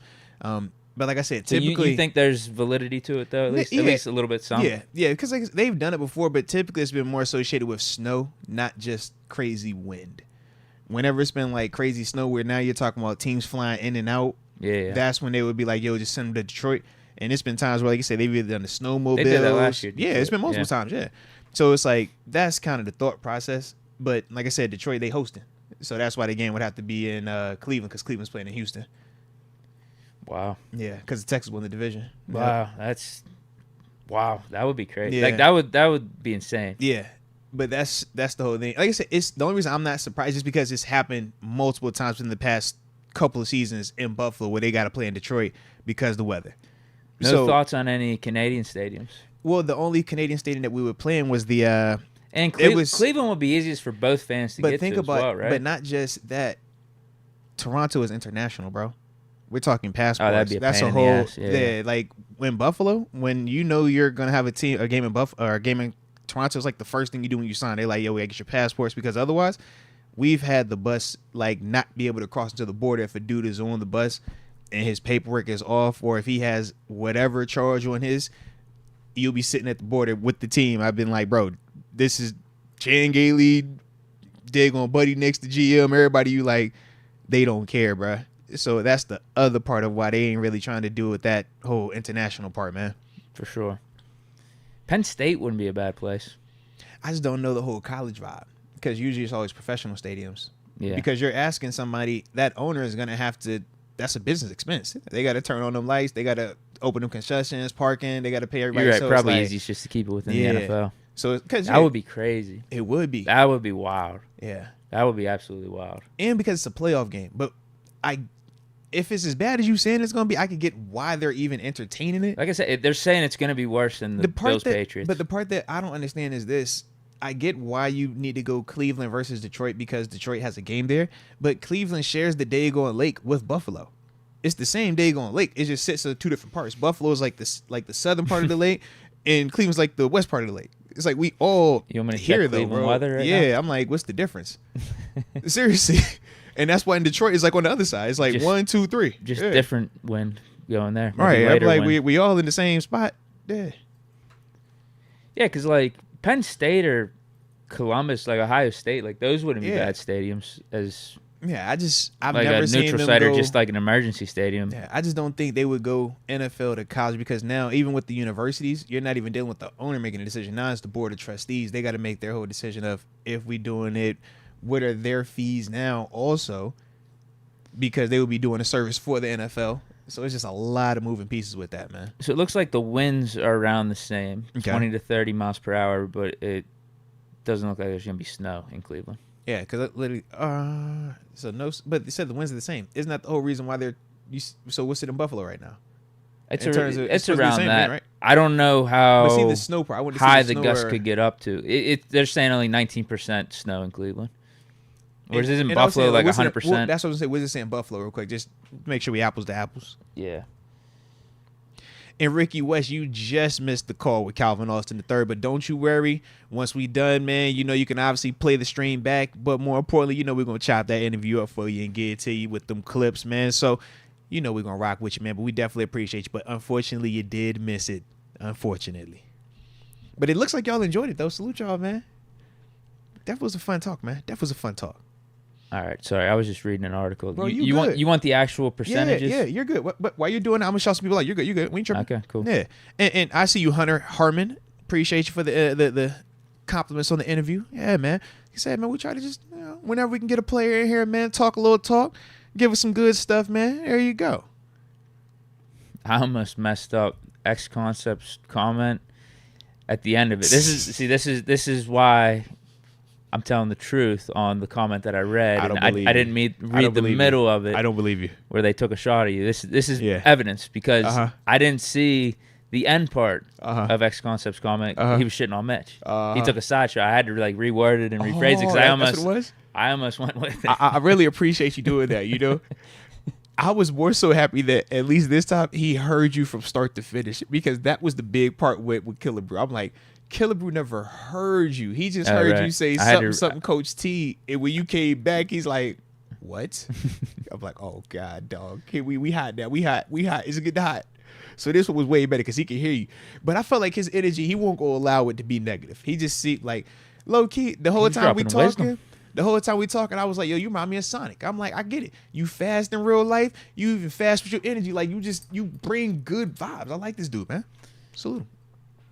But yeah, Killer Brew, he won't. He's got a good mindset too, good mentality. I like a lot of what he was saying. He was dropping some gems, throughout bro. his story and even the what he decision, focused on, yeah. decision to stay at Memphis, decision to go to Memphis, not getting bumped up on the Sky Leader first Even just year. feel like he's stealing money in his rookie year. Bro, I love that. I'm like, it's dudes that be in year 7 talk about, bro, I don't care. I tell you how it was in year 9. Mario Williams. No, that's real life. When I got hurt in year 9 and I went on injured reserve, it was not, man, I felt like I'm stealing. I definitely feel bad about I it? was like, oh, y'all owe me all this. Okay, I'm out here. I'm on the West Coast. I'm by myself. I don't care. Pay my check on Monday, ASAP. All right? Yeah. And stop taking all that tax out. All right? Yeah. Yeah, we'll have to check in with him year 8, year 9 if he's Yeah. still in the league, see And if it he was- feels the same way. No, seriously. And it was the whole Allen Robinson. I never knew he was going to talk about Allen Robinson like that either, bro. Yeah. Like, that sounded like Unfazed by One of the his quarterback guys. switches too. that was way another perspective. But when he broke it down the way that he did, I get it. It's like, that makes sense. Especially like how they've all been staggered. It's not like one has worked with one group throughout their whole time. Like, they've all kind of been up and down with it. Okay, so I don't have exact percentages. I can't find a report for some reason with Ain't got, like, Buffalo the- on the percentages Like like I the did Weather in Cleveland. Channel. It's like the Weather Channel. All right, I could look there, but they do say 1 p.m. for Sunday kickoff. Heavy lake effect snow with snow rates that's real at life, bro. 1 to 3 inches per hour. It's the lake effect, bro. The lake effect is the wild So they're card. more concerned about the Yes. snow than the wind. Yes, lake effect 1,000%. Nobody cares. That's what we said the win part. That Bills Patriots game you brought up, Mac Jones threw it 4 times. Josh was still throwing it was fine. He just did his stupid Josh stuff. And that was what made that game that. And for the Patriots, they just decided they was going to keep running. You ain't tripping on the win. That snow, that lake effect, that's the game changer. Gonna kill the travel because that's what they say. Yeah, bro. At 4 p.m. Yes, bro. Travel after the game will be very Yeah, difficult. it'll go from nothing out there to they going 2-3 feet, and you like, bro, we're screwed. Yeah, that's why I ain't messing with it. But that's real life, bro. Okay, It's so the it lake might effect happen. part. Yeah, and because they're like I said, the stadium sits south of the lake, so it's like literally, man, when that joint happens, the airport, you could fly into the airport. The airport's a little bit north of it. When you get into that city, like where the stadium is, Orchard Park, bro, it's a wrap. That lake effect, man, I never knew what lake effect was. I'm scared of lake effect now. It scarred me. I told you, bro. When they kicked it, we left practice early. They kicked us out of practice early my rookie year up here. I'll never forget, man. And they like, yep, you might want to get home because it's supposed to snow. We like, all right, whatever. I'm from the crib. 6 inches of snow in Virginia, okay? 6 inches, the whole city sets down for like a week. They told me it was going to snow. I'm thinking, it's that. Bro, it was 26 inches. 26 inches in the span of an hour, bro. I had never seen that Oh much my snow a day God. in my life, man. And then guess what the coach said the next day? Hey, man, don't be late to work. Make sure you're here. And we're like, I don't even know how to do this. Oh my This God. is, what is this? Yeah, 26 inches, bro, in an hour. They're saying it's even going to start 8 a.m. Mm-hmm. So if you're tailgating, you'll feel some of the snow showers. I'll tell you, it's the lake effect, bro. Lake effect is real life, man. So even though they're saying 1 to 3 inches per hour, that could be completely off. Yes. Okay. And think about just 1 to 3 inches per hour. It's like, bro. That's going to add up to Yeah, a foot man. over the course of Just think about 4 that, hours, bro. Maybe. Yeah. Yeah. But like I said, the lake So effect. you're not surprised by this report. What way do you Nah. think it's leaning right now? Just early knee-jerk reaction, that report and everything we know. As weird as it sounds, bro, now that it's enough of a report, I kind of lean with them moving it. Just because they're You gonna think they will? Yeah, just because of the element of two things. Last year's snow up there, and then number 2, the people trying to get out of that stadium once the game is over. Just the amount. Oh, I didn't hear about it. So it was bad after the Cincy No, game? it wasn't bad afterwards, but just in the sense of it's like, that was a whole convo of if this game, because remember it was supposed to be, it was a convo about do you play it in Atlanta, do you play it in Buffalo? Oh, really? The Cincy game?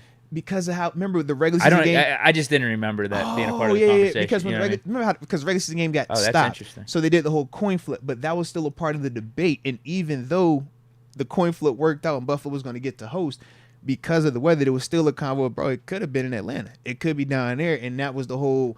If the weather is fine, it's a different situation. So I could definitely see that also being at play because of it being postseason playoffs. But I don't think it needs to be per se, but I can understand if that's the mindset.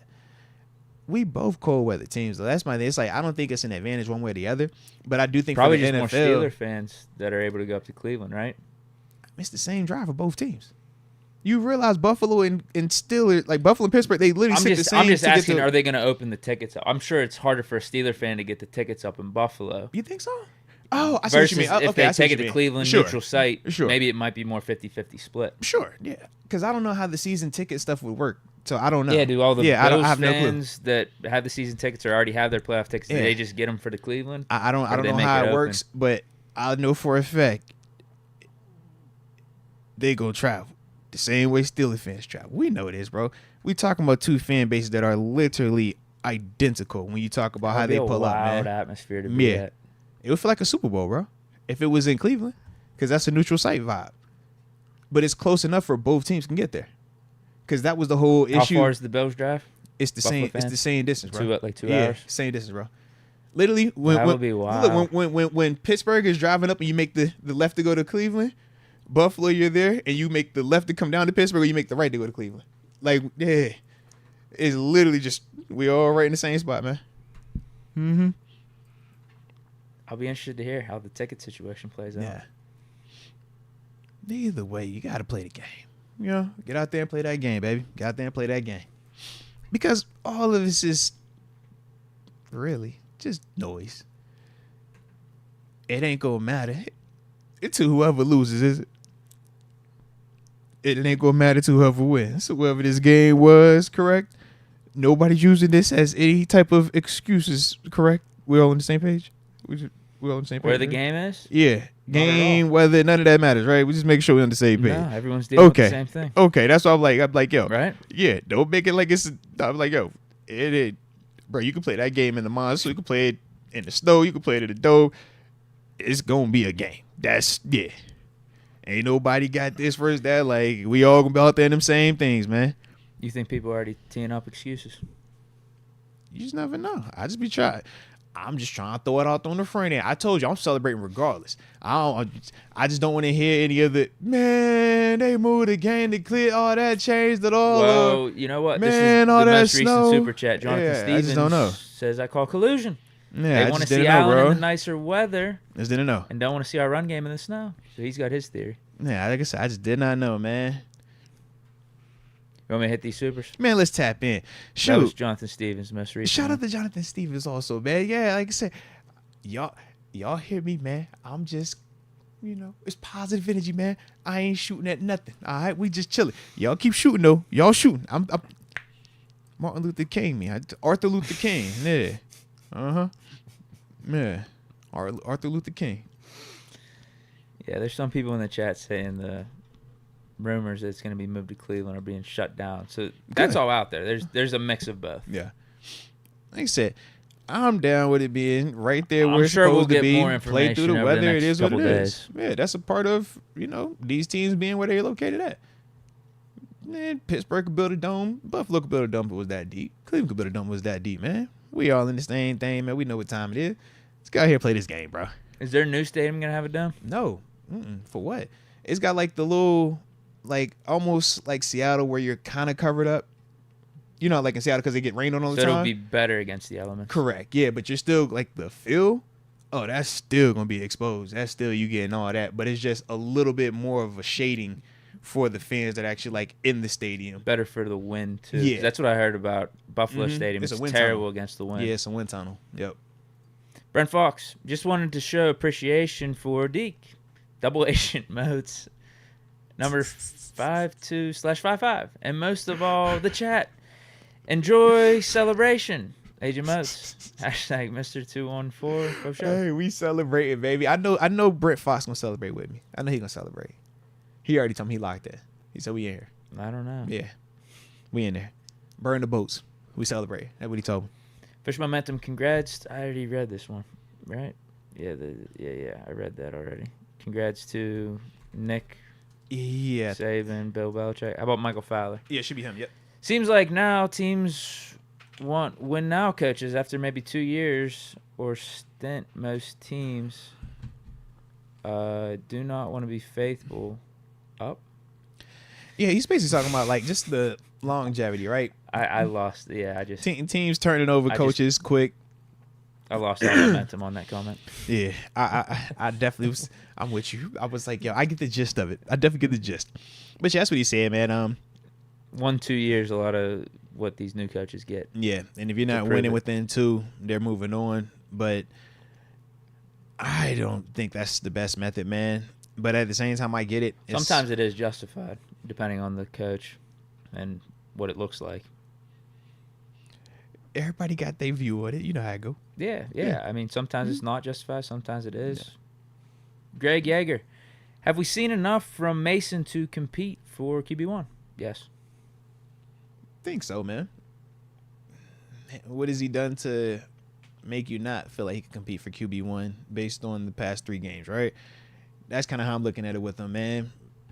We can't control what he did in the past, but we can control is what we're seeing right now. And what we have been seeing consecutively, home, away, inclement weather, is QB1 play. Now we're about to get another test where we're talking postseason, potentially hostile environment, potentially inclement weather. Can you do it again, right? When the stakes are even higher, when that road begins to narrow even more, can you still be that same player? That's the part we all eager to find out, man. So I think, yeah, he's done a great job of putting himself in position to compete for QB1. And depending on what he does Sunday and potentially going forward, man, he could lock this spot up. Because if he got hot and do what we think he could mess around and do, shoot, I don't even think we start looking around. I think we just be like, yo, we go. We going with him. King Whooper. If the Bills win, we not showing up for the next show.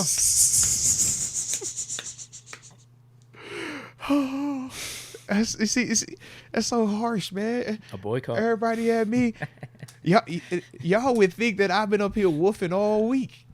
I'm like, how you gonna woof all week at me and then say, all right, if it don't work, then we ain't even gonna show up to even get the medicine afterwards. We just gonna talk smack, and then if we lose, we gonna hide. We just gonna go into hiding for a whole week. Like, that's crazy. I thought Steelers fans was tougher than that. That's all I'm saying. I thought Steelers fans could give it out and, receive it. I thought if Steelers fans dish it out on the front end of the game versus the 2 seed that's the won 5 in a row and got the division, I figured that, whatever happens, they go at least show up on Monday in the masses, terrible towels in tote for whatever the outcome is. That's what I'm saying. I think it was a party. But if that's not what Steeler Nation is, then I guess I was misinformed. Well, there's a couple of different perspectives in the chat right now. They're saying we could do a Deke only show. They'll show up for that. I'm just saying that seems real, just like y'all seeking comfort. John Davis 08 says the show's gonna have 5 viewers. Hope it's 5 plus the 2 of us. It'd be perfect. Tyler 334 says Arthur Luther King and the podcast boycott. Oh, I'm saying, this is crazy. How y'all get to talk smack and then afterwards, we just got to be like, don't say that either, all right? Just take it, all right? Dang, man. I'm just over here just chilling. Dang. Sheesh. Cliff the Dark Knight. Thought we was all in this together.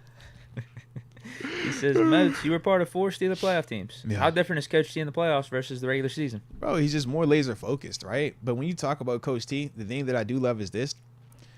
When we talk about the preparation and how you hear a guy say, oh, I'm really fired up this week. I'm really locked in this week. And it's like, well, dang, well, what about last week? Or what about the week before that? Coach Tomlin, that's his energy. He's like, bro, why do I have to get even more enamored this week than last week or the week before that? And that's why you hear the mantra, it's a 5-star matchup because we're in it. It doesn't matter who we're playing. If we're playing, it's must-see TV. So that means you need to prepare. Like, it is must-see TV because 9 times out of 10, what are teams showing up and doing? They're giving us their best shot, right? At least when we were here, that was the case. So that was the mindset. So when you get to the postseason, we over here like, bro, we ain't blinking. We already know what time we on. We already know each year you'd have whatever mantra it was. At one point we would talk about, just being a pack of wild lions because we had to, recover from not having the best start of a season. All right. But whatever it may be, that season we're talking about 15 pounds of meat, right? Because Lions, wherever they go, It's like, man, they don't know where their food's going to come from, but they got to get 15 pounds of meat to survive. So I remember us literally take care of Miami. Wildcard round, right? Matt Moore gets killed. Shout out to Bud Dupree. Then after that, remember we go on that road. Chiefs. And we sit here like, okay, then switch the game. Kind of like how we talking about here. It was a little weird scheduling stuff. Hostile environment. Yeah, they didn't have to move the game back a day or move it to that night at least. They did. So we was like, all right, it did not matter. They got Tyreek Hill, man. This is the sensation returning the ball. Did not matter. 15 pounds of meat. That was the mindset. So for us, that's how it always is with Coach T, man. And that's why you love him, because he already instills in you. It could be week 1. This is the biggest game of the year. Why? Because it's the one we in right now. This is the 5-star matchup. Why? Because we're playing in it. Hey, who we got this week? It doesn't matter. Nameless gray faces, because he doesn't want you to allow your preparation to shift.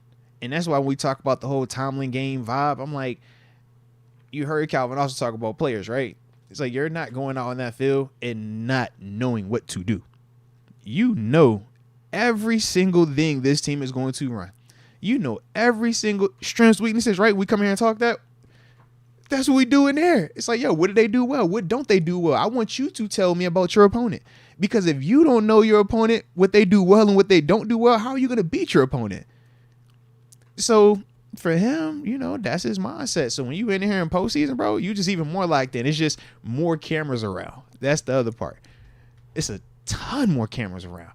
But Coach T, he stays consistent through it all, man.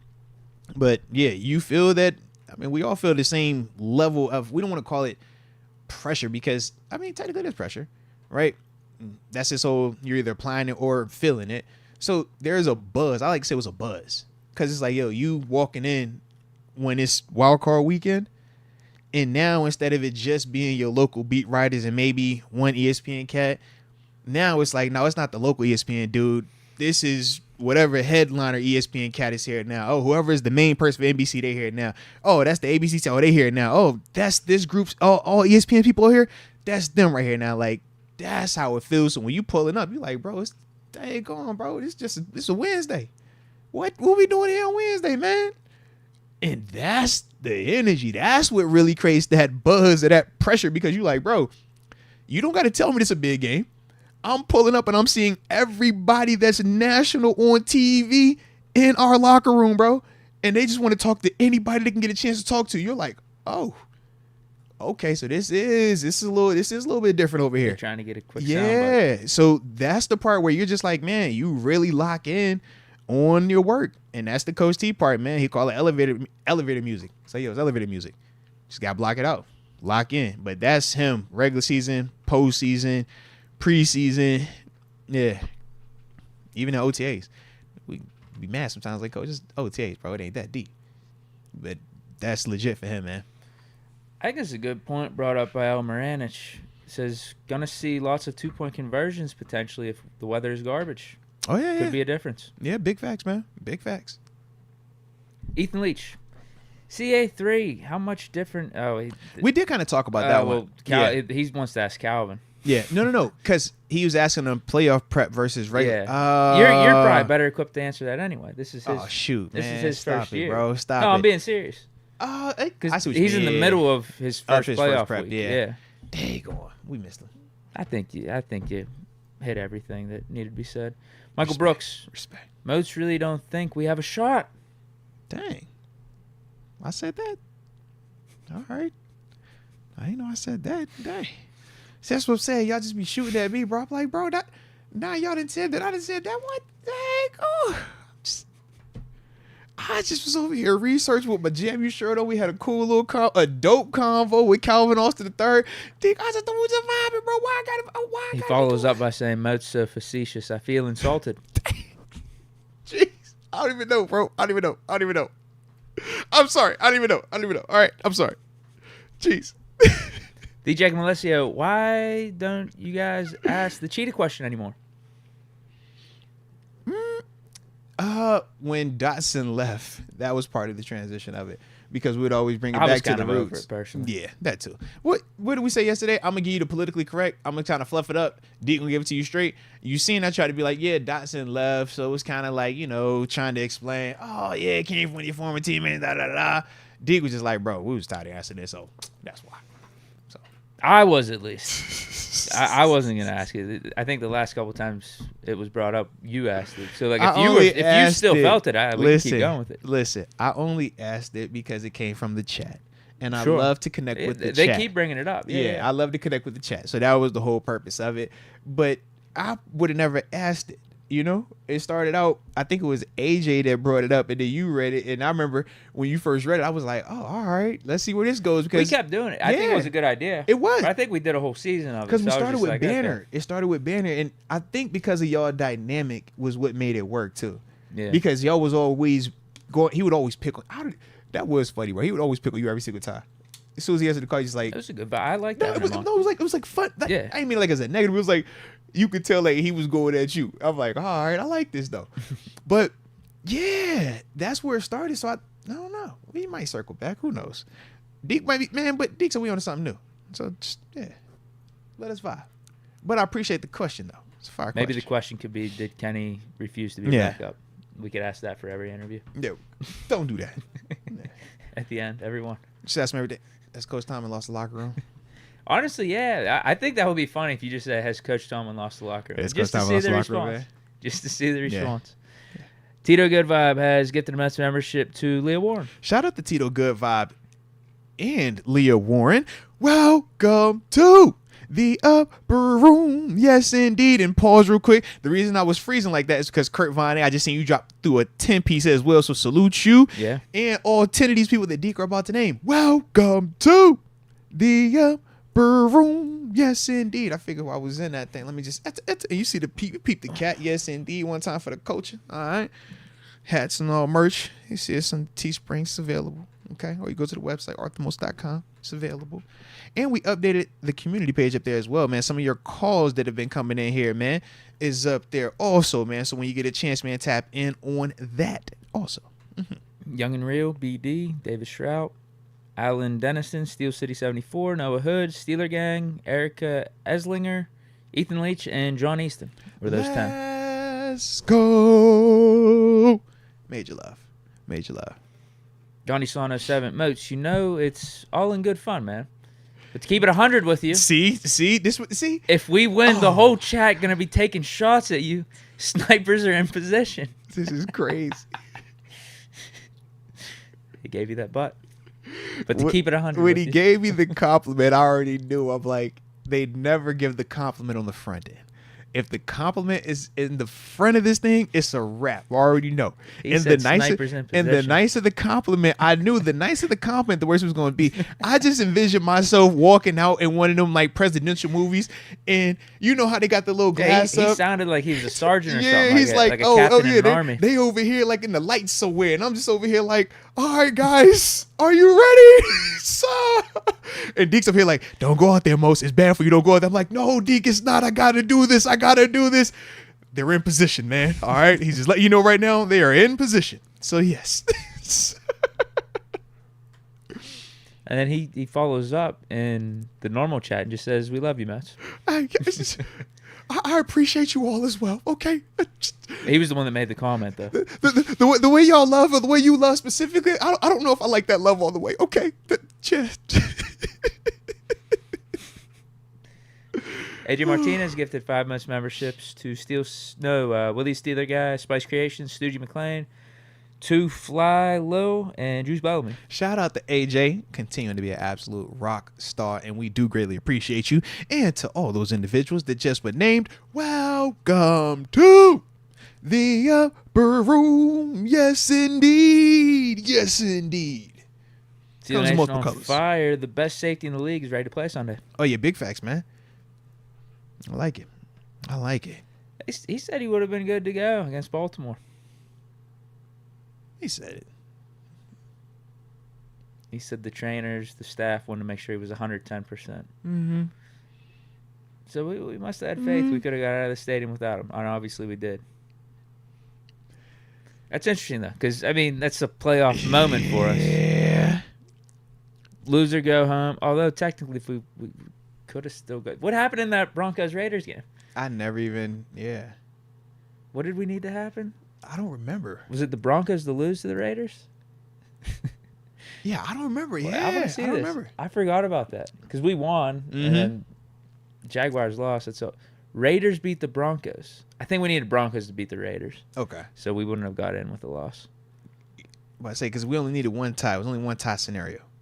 That wasn't a tie game. No, That wasn't a tie scenario. if we would once, have I'm saying. lost, we needed Colts Houston to not tie. Correct. Yeah. Jaguars so that way to somebody lose, have a and loss. then it was something to do with Yeah. that Broncos Raiders game. And I think it was we needed the Broncos to beat the Raiders. No. Because the Broncos were already out of playoffs, but I think Raiders could have snuck in back door. The Jacob Alessia, Sabotage 2. That's where he got hit with his helmet. Okay. That's not... See, the thing about the Sabotage 2 is that's not an internal sabotage, like what happened with Sabotage 7. That So was there's not a conspiracy there. Like, we literally got to see it play out that was on no TV. sabotage. That's an assault. Yeah, he just assaulted Earl him. Thomas Yeah. blasted him and Yeah. basically was knocked out for a minute. Oh, you talking about that hit? Yeah. No, he said Cleveland. Oh. Cleveland. Yeah, I don't know why. Myles Garrett. I don't know why'd I go to that one. Because he got his helmet knocked Well, off it that happened- game too with it no happened face mask. twice. Yeah, he got sabotaged twice, I guess. Yeah, just one was no face mask and then one was the helmet on his head. Yeah. Yeah, that wasn't an inside job. That was Yeah. like our enemy sabotaging too. Yeah. Difference of styles there. Same sabotage though. Steel Nation on fire. JPJ gonna have a handful with Diggs. Man, JPJ locked them up in the preseason. So shoot, let's go. You're doing it again. I'm not. He locked them up in the preseason. We also did we You not brought up did we not preseason, see the man. preseason game? You brought up. Did we preseason. not Come see on. that was the most recent matchup? That's a with all due respect. if I've That ever was seen the one. most Oh, recent man. matchup. Oh The man. most recent matchup had the Pittsburgh Steelers not just winning, blowing out the Buffalo Bills. I remember I was in stadium. My little man was sitting right next to me. We were watching it. It was like, woo! And I mean, we came in here and everyone was like, woo! So yeah, bro, that's what I'm saying, man. It shouldn't be what we talking about. It should be close, man. Close game, bro. Don't let that weather fool you, bro. We locked in. He locked them up. What we talking about? JPJ has done well for himself this year, for sure. Jalen Warren, come on, man. I like Yeah. JPJ in the matchup, but at the Come on, same bro. time, we What? can also say it's a good matchup. No, it's a good no, matchup. he between locked them up. JPJ and Diggs. You're bringing up preseason though at this point. Were they not on the field? Was there officials out there? Were they keeping score? Did Josh Allen dress and play? Did Josh Allen dress and play, or was it Kyle Allen playing? Did Josh Allen play? Josh was out This there, is you right? taking a shot back. I'm not. Josh was out there. Josh was out there, bro. This is real. Let's go, man. It is gonna be a good matchup. Why do you, man? Don't. JP's done a good job. Why for are you himself this acting year like that, against bro? the Why are good you acting receivers. like that? The good receivers, Why are you yeah. acting like that? Why are you What? acting like that? Why are you acting like that, bro? No, this is you. You've never turned down JPJ. Now listen, you turning down JPJ. When did I turn him down? You turning him down. I said he locked up Diggs in the preseason, so I'm he gonna not lock turning him up him this down. I time. like JPJ in this matchup. So it's a lock but up. He gonna lock him up. It's a good matchup. Say he should lock him up again. He locked him up already. He It's a lock good him up again. matchup. Diggs is Bro, a you good acting receiver. scared. Oh No, not my at all. gosh. No, not you at all. acting scared. Don't act scared, bro. No, I'm confident in what we got in JPJ, but also acknowledging that it's a good matchup. He just shut down DK. It's a matchup to watch, Yeah, as man. people would say. Come on, bro. Chill out. Butcher Bergen has joined the upper room. Shout out to Butcher Bergen and welcome to the upper room. Yes, indeed. Yes, indeed. And for upper room members, because it is a good amount of y'all that are newly joining upper room, there are some extra content out there, some bonus content for you available to the upper room members. All right, so make sure you check that out. I think last week it was the Merrill Hodge interview that most recently got posted out there. All right, so salute y'all to check that out early. See y'all enjoying it now. All right, but yeah, that's kind of the mindset, baby.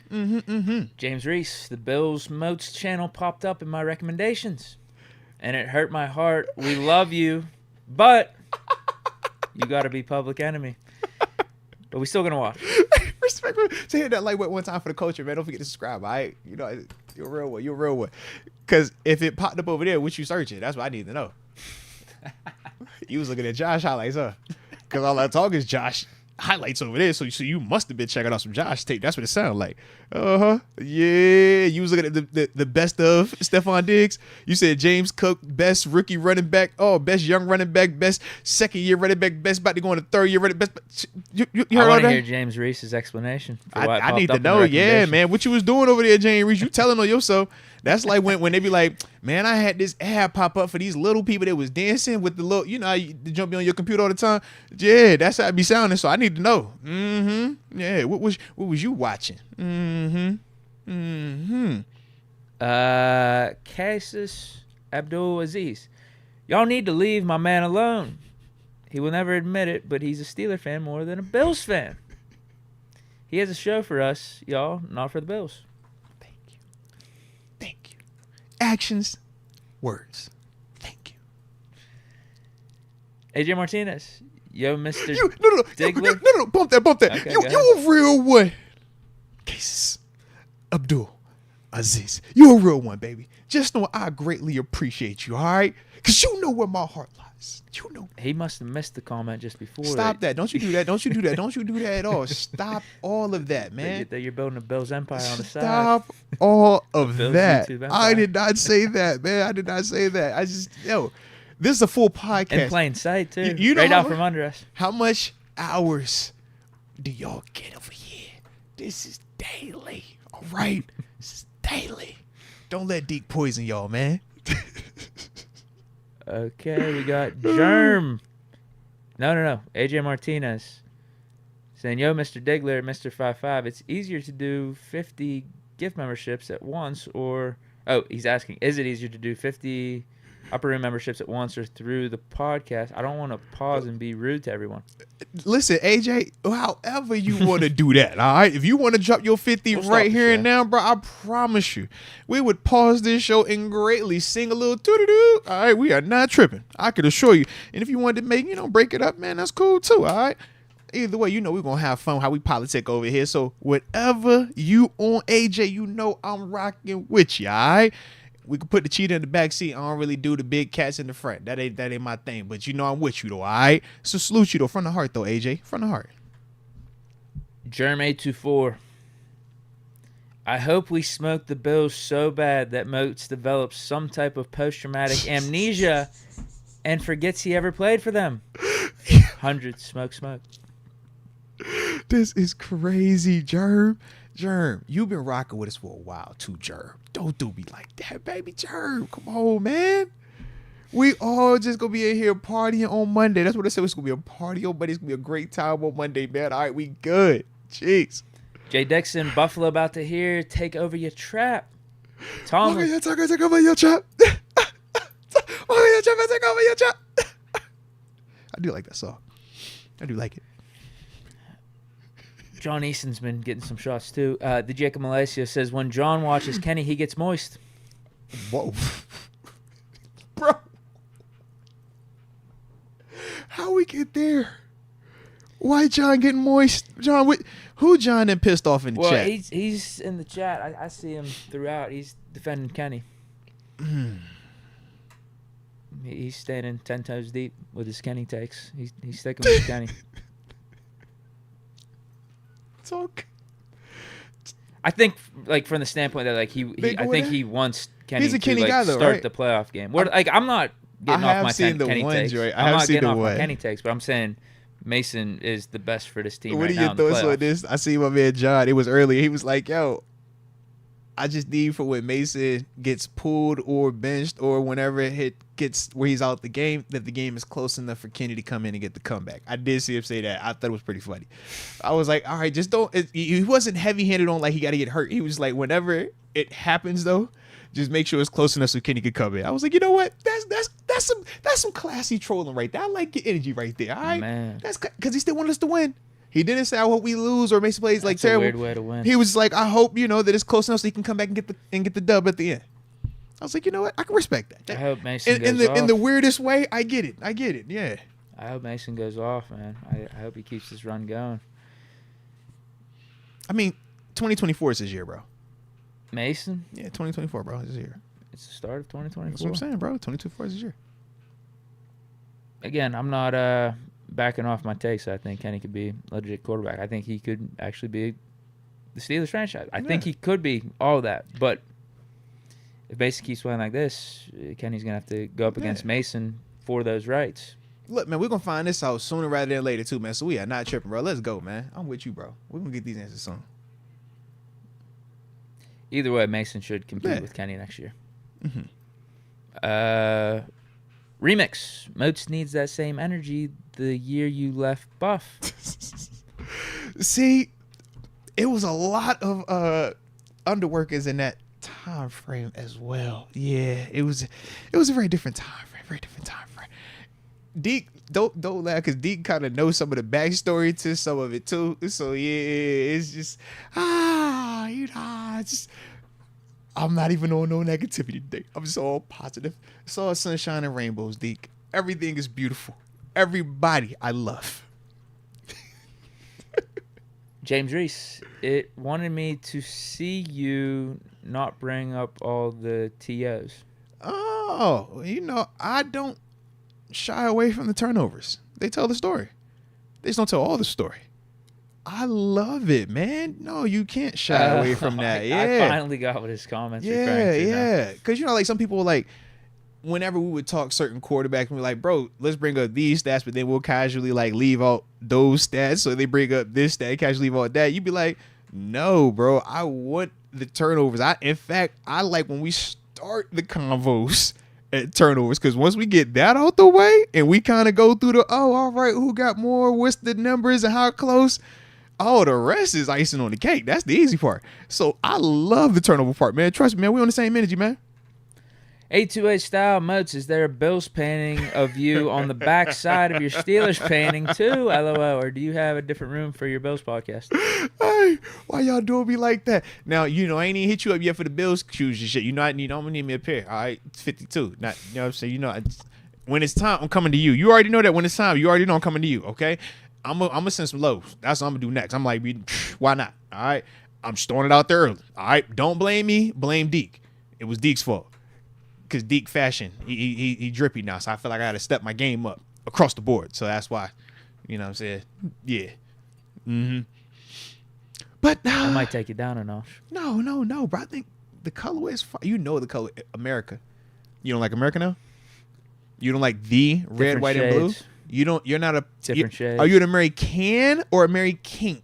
I'm an American because we're red, white, and blue. Okay? Do it for America. Different shades. Tyler LaQuatra, who was your first and last sack, Moats? Man, first sack, Joe Flacco. Last sack would have been, let's see, who was the last one? Bro, actually, that would have been Pittsburgh, yeah. That would have been Pittsburgh my second to last year because, the last year I didn't get one. That was my first year that I did not have one, going back to, I think, my third year. Yeah, so, dang, let's see. Let me see what the last game was that I played in 16 where I had a sack. One? Not the last one, no. Not off the top of my head, because I'm like... You want me to find it? I'm like, was it... It might have been Cincinnati. No, it's Cleveland. It was Cleveland. Who's the QB? That was the... Low-key might have been Austin Davis. Okay. I think it was Austin Davis. 16. Yeah, it was definitely 16 because 17 I didn't have one. But 17, that's when TJ and Bud and we all realized, that's TJ and Bud's team now. Yeah. It would have had to been that, was it Cleveland? You had 2 in that game. Yeah. Was that Manziel? Bro, no, not in 16. Because Manziel was 15. Okay. Yeah, 16, that was, like, I want to say it was 24 Austin 9. Davis. Yeah. It should have been Austin Davis. 0 and 11. There's just the defeated end of the Cleveland team. Yeah. Lost every game. And it was in Cleveland, wasn't it? I'm seeing they had a mix of Josh McCown and Cody Kessler. Kessler, that's what it was. Davis came after that. Cody Kessler was definitely there. Yeah. Because McCown got knocked. I think Tuitt knocked out McCown. Yeah, Tuitt knocked out McCown, I want to say. Which I did. Tuitt had 2 sacks. Yeah. Because I remember that was the Artie Burns, good game. 3 pass deflections. Bro, we had a fun time out there. Was that his rookie year? That 16, makes sense. yeah. That makes sense. It was a fun That's when he game, played bro. his best. But I want to say we had to win that. No, we were already cooking that year. this point. Yeah, because it was 15 where we needed the help to get in. We are 5-5. So this is probably shortly after that Cowboys game. Yeah. This is the start of the run. It's got to be. Cowboys said we went on a run that year. Yep. Yeah.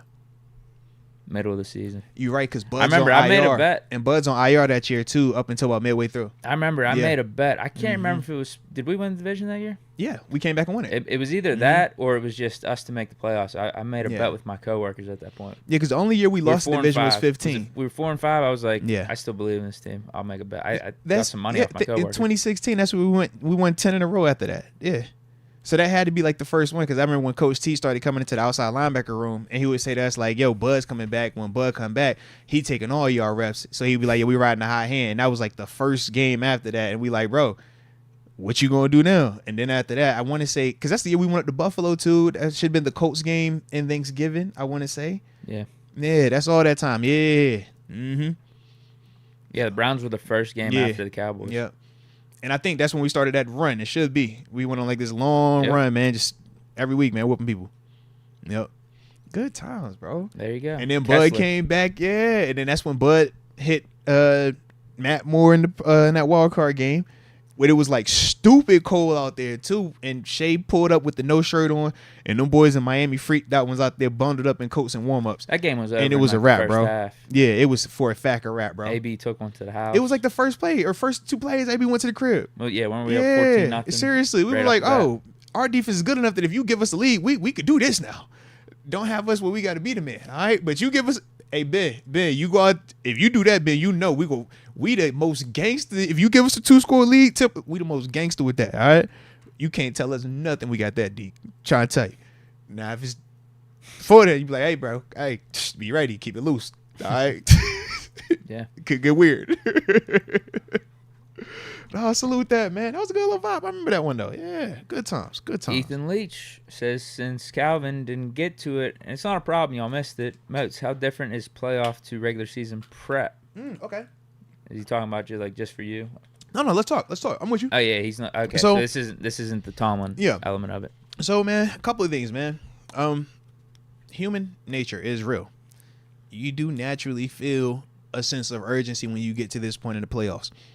Because when you get to the playoffs, you literally go from everybody playing this week, every game, all this other stuff, to it's just 7 teams in this conference.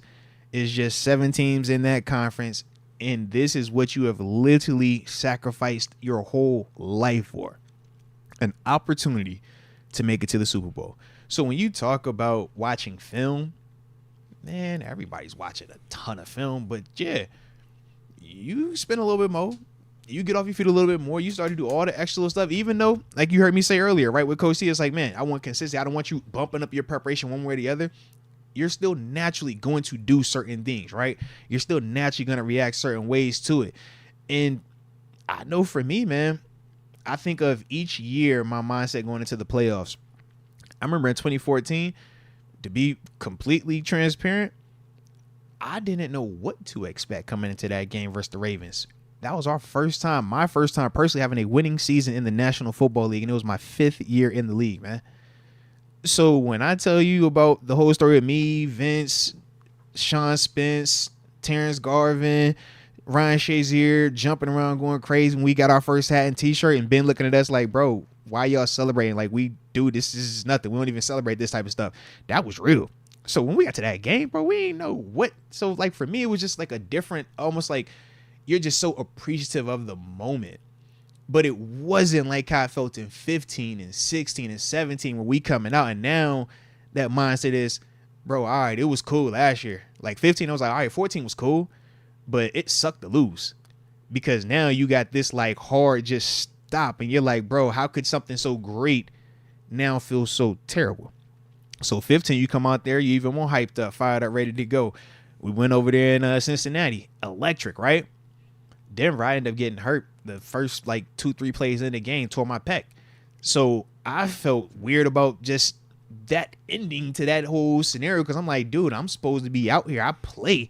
I just had me, QB hit, dope. Sliding doors. If you stay healthy, maybe bro. Fitz doesn't fumble. But no, honestly, bro, it's multiple things. You just never, he doesn't get the ball in that scenario. Like the game plays out differently somehow. No, so Deke, in all seriousness, bro, it's been times where I racked my brain because I had the same matchup versus these dudes in the regular season. I was getting off. We was getting after the quarterback, getting hits. So our mindset all week was, bro, me and D were about to terrorize these dudes, bro. So when I got hurt, and I didn't even get on D, I got hurt on punt because I forgot who got hurt in the Bengals game, but I had to go out there at the end of the Bengals game. I had to get a tackle on punt. And it's like, all right, cool. AB comes so it back made for that me Patriots have game, to too. go on punt. He would've. And then literally the first punt when he runs it back, bro, I trying to get the tackle. I told him, I'm like, bro, what is this? So 16? Bro, by 16, we all so pissed off. It's like, man, so my mindset then is like, bro, I don't care who it is. And D could tell you that run we went on, we said that, bro, we went like 10, 11 games in a row. By the time the postseason hit, man, we over here like, bro, it doesn't matter who you put in front of us. They're dying on this field. And if they don't die, then I'm clearly going to have to die because we ain't losing.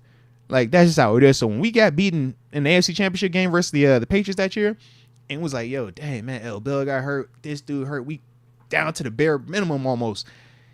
It still sucked. We was all banged up. And I remember one was like, bro, my hip don't even feel like it's supposed to be working right now. Like, oh, my God. All of us.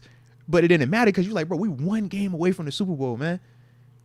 And that's the part that sucked. Then that next year, we were so pissed, so bent, like, yo, we got the 1 seed, or we got the 2 seed, we got the bye week, everything is good. And that's our first time having a bye. So it's like, all right, how do we handle this? Prepared, we was ready to go. But ultimately, man, we came out, started slow, and the rest was history, man. Jags went on and did what they were supposed to do. And that's the one that hurt the most because that's the one where, like, if Shea don't get hurt, we feel like that was our best chance to win it all. Coming after that 16 season, when we had lost it in the AFC Championship game because dudes was hurt, and the way we started that next season, we like, bro, we're getting this 1 seed. Everything comes through Pittsburgh, and y'all going to have to see about us. This is our time. Robbed out of that with the Jesse James guy. So we had the Jesse James situation, and then we had the Shea situation, and now we're like, bro, all right, here we are. Signing Sean Spence. I'm bumping in there from outside to inside. Sean Spence coming off the couch started, and yeah, we just trying to figure it out. LJ Ford, I think, is in the mix. Yep. Yeah. That's how it was, though, bro. I don't know how you felt about that. That might have been the best defense if Shazier would have stayed healthy. 17 was our best group because that's when defense had finally matured. That was the best and offense had finally matured. Martavis, Everything was where it was Juju, supposed and to. AB. Yep. With Bell healthy. And literally, when I tell you that was some of our most competitive practices, training camp, OTAs, that 17, all of 17's off-season training camp was insane because we just felt like that was our year. It's just when we talk about this league, it's like it's not about just being good. It's not about just, playing well. Sometimes you got to have luck on your side in terms of just being healthy. That was the one thing I would say, man. Our 4 years, every single time, we never were fully. Major got healthy. Bro, 2014, no L. Bell. 2015, you're going out that joint with no AB. No AB and no L. Bell and no D'Angelo Williams. 2016, we lose L. Bell AFC Championship game. Shoot, we didn't have Tate because Tate was suspended that year too because that was the Cody. That was the Sammy White or not Sammy Colson. We had Kobe Hamilton and Kobe Hamilton Sammy opposite AB. Yeah, that's what that game was. Along with once L. Bell goes down, D'Lo, at least we had him, but it's just like, this is a very different offense. L. Bell versus D'Angelo that season. Especially with starting out with Bell in that game. And think about the game he just came out of Kansas City in too. Yeah. So that was a whole another thing. And then obviously 17, we lose Shazier, the last 3 weeks of the season? It's a bummer. Yeah, it was like that. But that's that was always my mindset, man, of how each year it kind of ratcheted up a little bit more. You go from, oh my God, this is cool. We're here. All right, now we've had a chance to win one. Oh, this actually sucks. All right, now we really pissed off, man. We going on a run. We right on the door. We about to get into dang. And then, all right, we've put it all together. Injury at the wrong time. Bad performance, and it's a wrap. But that's what makes the playoffs the playoffs. And that's also why you hear us as players. I know when we talk Coach Tomlin, the standard, and a lot of people will instantly go and say, well, playoffs, postseason wins, and say fire a guy because he hasn't had the success there.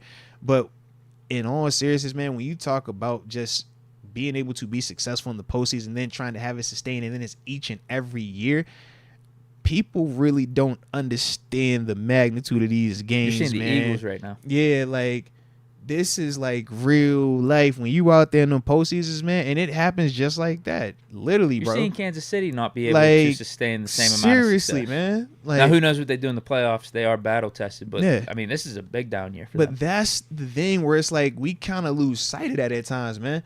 And it's like, dude, it's no guarantee that you're even gonna get here, let alone you start talking about each and every year win. It's like, bro, this is when it gets the craziest, man, because it's so much that has to go in your favor to have success.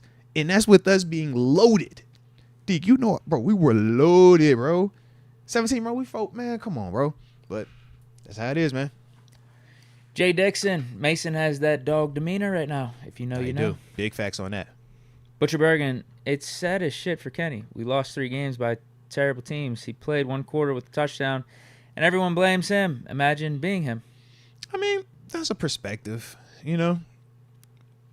At the end of the day, the same way you praise a quarterback for the team's success, they're also going to get criticized when the team does not do well.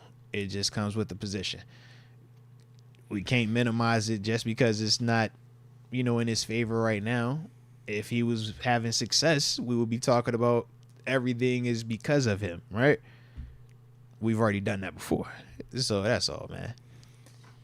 I get what he's saying. They were coupling a lot of Mitch's failures in those 3 games with Kenny. Yeah. And I stand by what I said. If Kenny would have stayed healthy, we'd be 12-5, 11-6 right now. And we wouldn't have to go through the Week 18. But he wasn't healthy, so this is where we're at. Mason put together the best quarterback performances we've seen in a minute, and Mason is still the starter. And also the reason, in terms of just going back to Butcher, in terms of why they also put that on Kenny, is kind of Deke didn't intentionally do it, but how he phrased it. When you bring up Kenny, the first thing people talk about is the wins.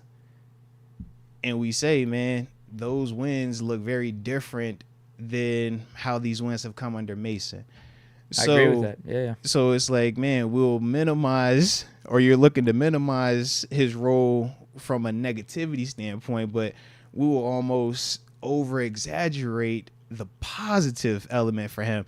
So I just think, man, depending on where people lay in terms of if they're Kenny supporters or, you know, detractors, I think that's kind of where they're going to live with, man. Yeah, I think some of the hate and the criticism with him went too far throughout this season. Yeah. That's how I felt. So my need to defend him is like, bro, we're winning games with this guy. Can you not see some of the good stuff he's doing, like not throwing picks, stepping up in the 4th quarter, getting these game-winning drives? Like, that all counts. That all helps us win. And then look good in the first game without Canada. And then he got hurt. He's been banged up too much throughout his career to keep any momentum, to keep any consistency going. And his play as a whole has left more to be desired and has opened a door for either Mitch or Mason. And Mason's grabbed the bull by the horns, to his credit. But at the same time, to even stick with Kenny, it's like, man, this is not the end all be all. No, and that's the other part. Witnessing it right in front of his very eyes. Absolutely. Mason. And I think that gets lost at times when we talk about him. You know what I mean? Because people have such a hard stance on Kenny that it's like they don't understand that just because he's not the guy right now, both these can be true. He cannot be the guy right now, but we still want to see him compete to be the guy in the offseason. Yeah, I think both Mason's things can the be guy true. right now. But I'm not writing off Kenny. Yeah, I just think people struggle with that dynamic, though. They like, it can't be. If we already saying this, then he's got to be completely written off. And it's like, no, he still has a chance, man. And if you're saying he can't be, look at Mason Rudolph, baby. Look at Mason. Steel Nation on fire. How we forget about Corey Trice? Need to check up on him and his injury this offseason. Now, without a doubt, man, that him and JPJ. when you talk about that IR recovery, man, it's a lonely road at times, man. I actually have not communicated with him. I actually never met Corey just yet, man. But that's one of the ones where it's like, man, you hopefully, you know, he's getting loved on, or at least has people with him. If he's local, I don't know if he stayed or if he decided to go home, rehab somewhere else, because that's when you go on injured reserve. You are literally on a totally different schedule than the guys. Yeah. So some of them dudes, man, they typically, you don't see them once they get put on IR.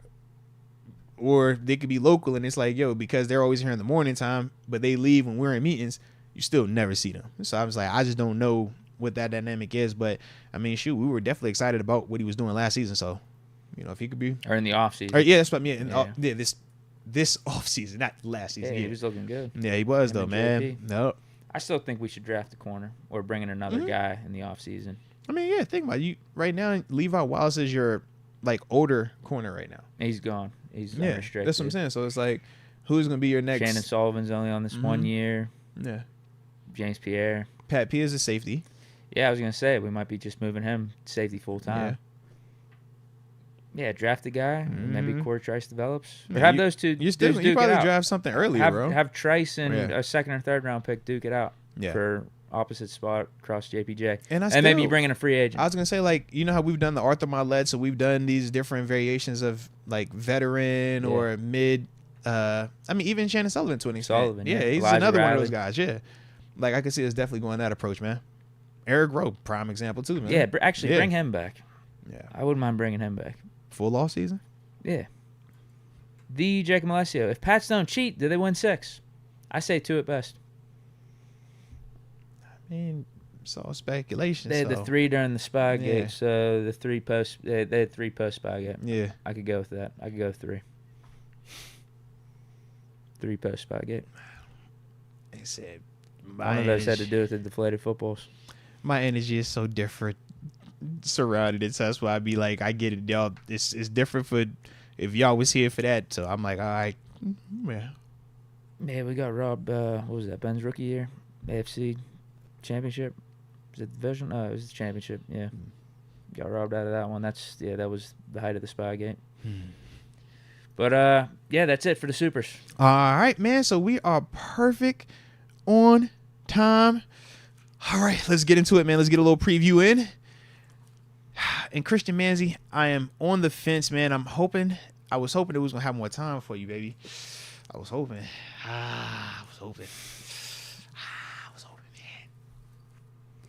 Did you plan it? So we're gonna have to skip picks.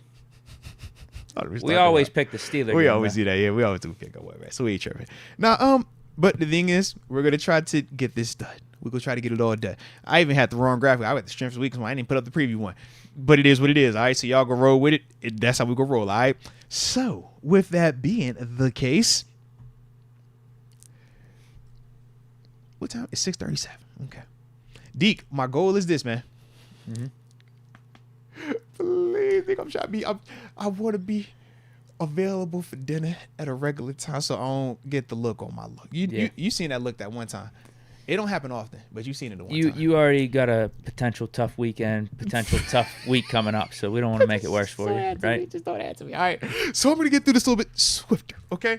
So in terms of strengths that I have, obviously the quarterback Josh Allen, all world dude, force multiplier, can beat you with his arms, can beat you with his legs. Arguably the MVP for this season in terms of his play. It starts with him, man. He's the offense. Next strength is they are very dynamic on offense. Can beat you through the air with Stephon Diggs and a Gabe Davis, a Khalil Shakur. Can beat you through the tight ends, right? With a Dalton Kincaid or even a Dawson Knox. James Cook has shown that he can be an explosive runner and catcher out the backfield. And then the last thing that I would say is just their pressure package. I think they do a good job of creating pressure. Whether it's with their down 4 linemen or when they decide to blitz out their nickel package, both of those scenarios, they generate a good amount of pressure on these quarterbacks and force them into mistakes, man. So those are the only strengths that I was going to talk about. I'll be quick with the strengths. I got time for the weaknesses, though. Strengths, you mentioned him, Josh Allen. He's good. They got He's good, all right. They got decent offensive weapons around him as well. They all right. They ain't that crazy. They all right. And then, despite the injuries they've suffered on defense, they've been playing pretty scrappy, and the defense and the team as a whole have been playing with some momentum. Overachieve. Yeah. I'm done talking about the strengths. That's There it. you go. Weaknesses. Josh Allen turns the ball over. The secondary has been banged up. And the run defense, when they decide to strictly play nickel, will allow some occasional yardage on the ground. Those are the weaknesses. You don't want to talk about those a little bit more? Oh, I gave it to you. I need some more thoughts. What I I'm need those listening. fleshed out a little bit more. Well, because if I talk too much about the turnovers for Josh Allen, it doesn't paint the whole story. So I didn't want to get enamored with the 19 turnovers because then we got to talk about the 4,300 passing yards, the 42 No, that was on touchdowns. strengths. We're on weaknesses now. I was just saying a journal. That's all. But in terms of the nature of the turnovers, I do think that if we want to get into the context of them, they don't all, they don't really tell the story. Even in the Dolphins game, you could see one pick, very legitimate.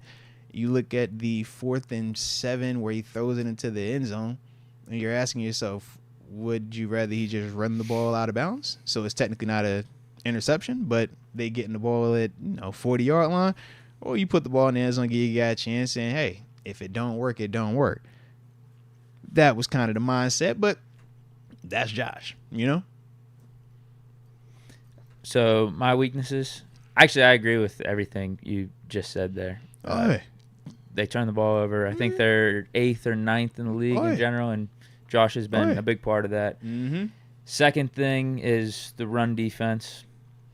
Yeah, they're like average. You could definitely run on them. They're one of the bottom team. I think they're like one of the bottom 3 or 4 teams in yards per carry given up. Mm-hmm.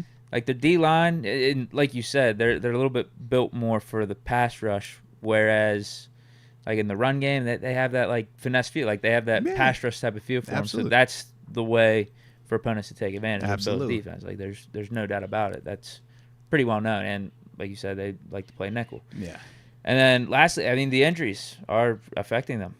They're affecting the team, and not only for the whole season, missing out on some blue chippers like White and Milano, but even from last game, Miami going out of there banged up. Gabe Davis, I got the injury report right here. He's still DNP. Yeah. Last 2 practices, and then Rasul Douglas, the guy they picked up to try to ease their secondary woes once White went down. He's your top guy. He created 5 picks, 5 turnovers. Yeah. After him, you just H2P. Don't do that. H2P. No. It ain't no H2P. H2P came in last game. I mean, yeah, it's H2P. what Dane Jackson. I don't even what's H2P. Do you got Christian Bedford? Yeah, because you have Johnson in the slot. Yeah. But the outside guys would be Jackson, Benford, and then Cam Lewis or Neal is like your emergency guy. Yeah, Siren Neal, he's straight though. Yeah. Yeah, injuries have affected the Bills team this year.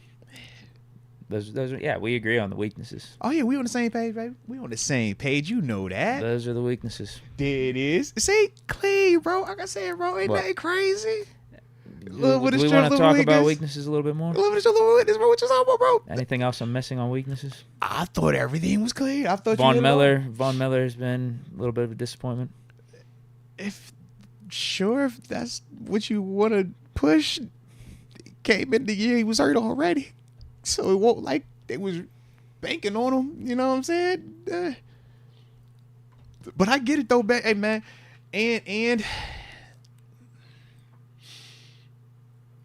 They don't put French fries on their sandwiches, so that's another weakness.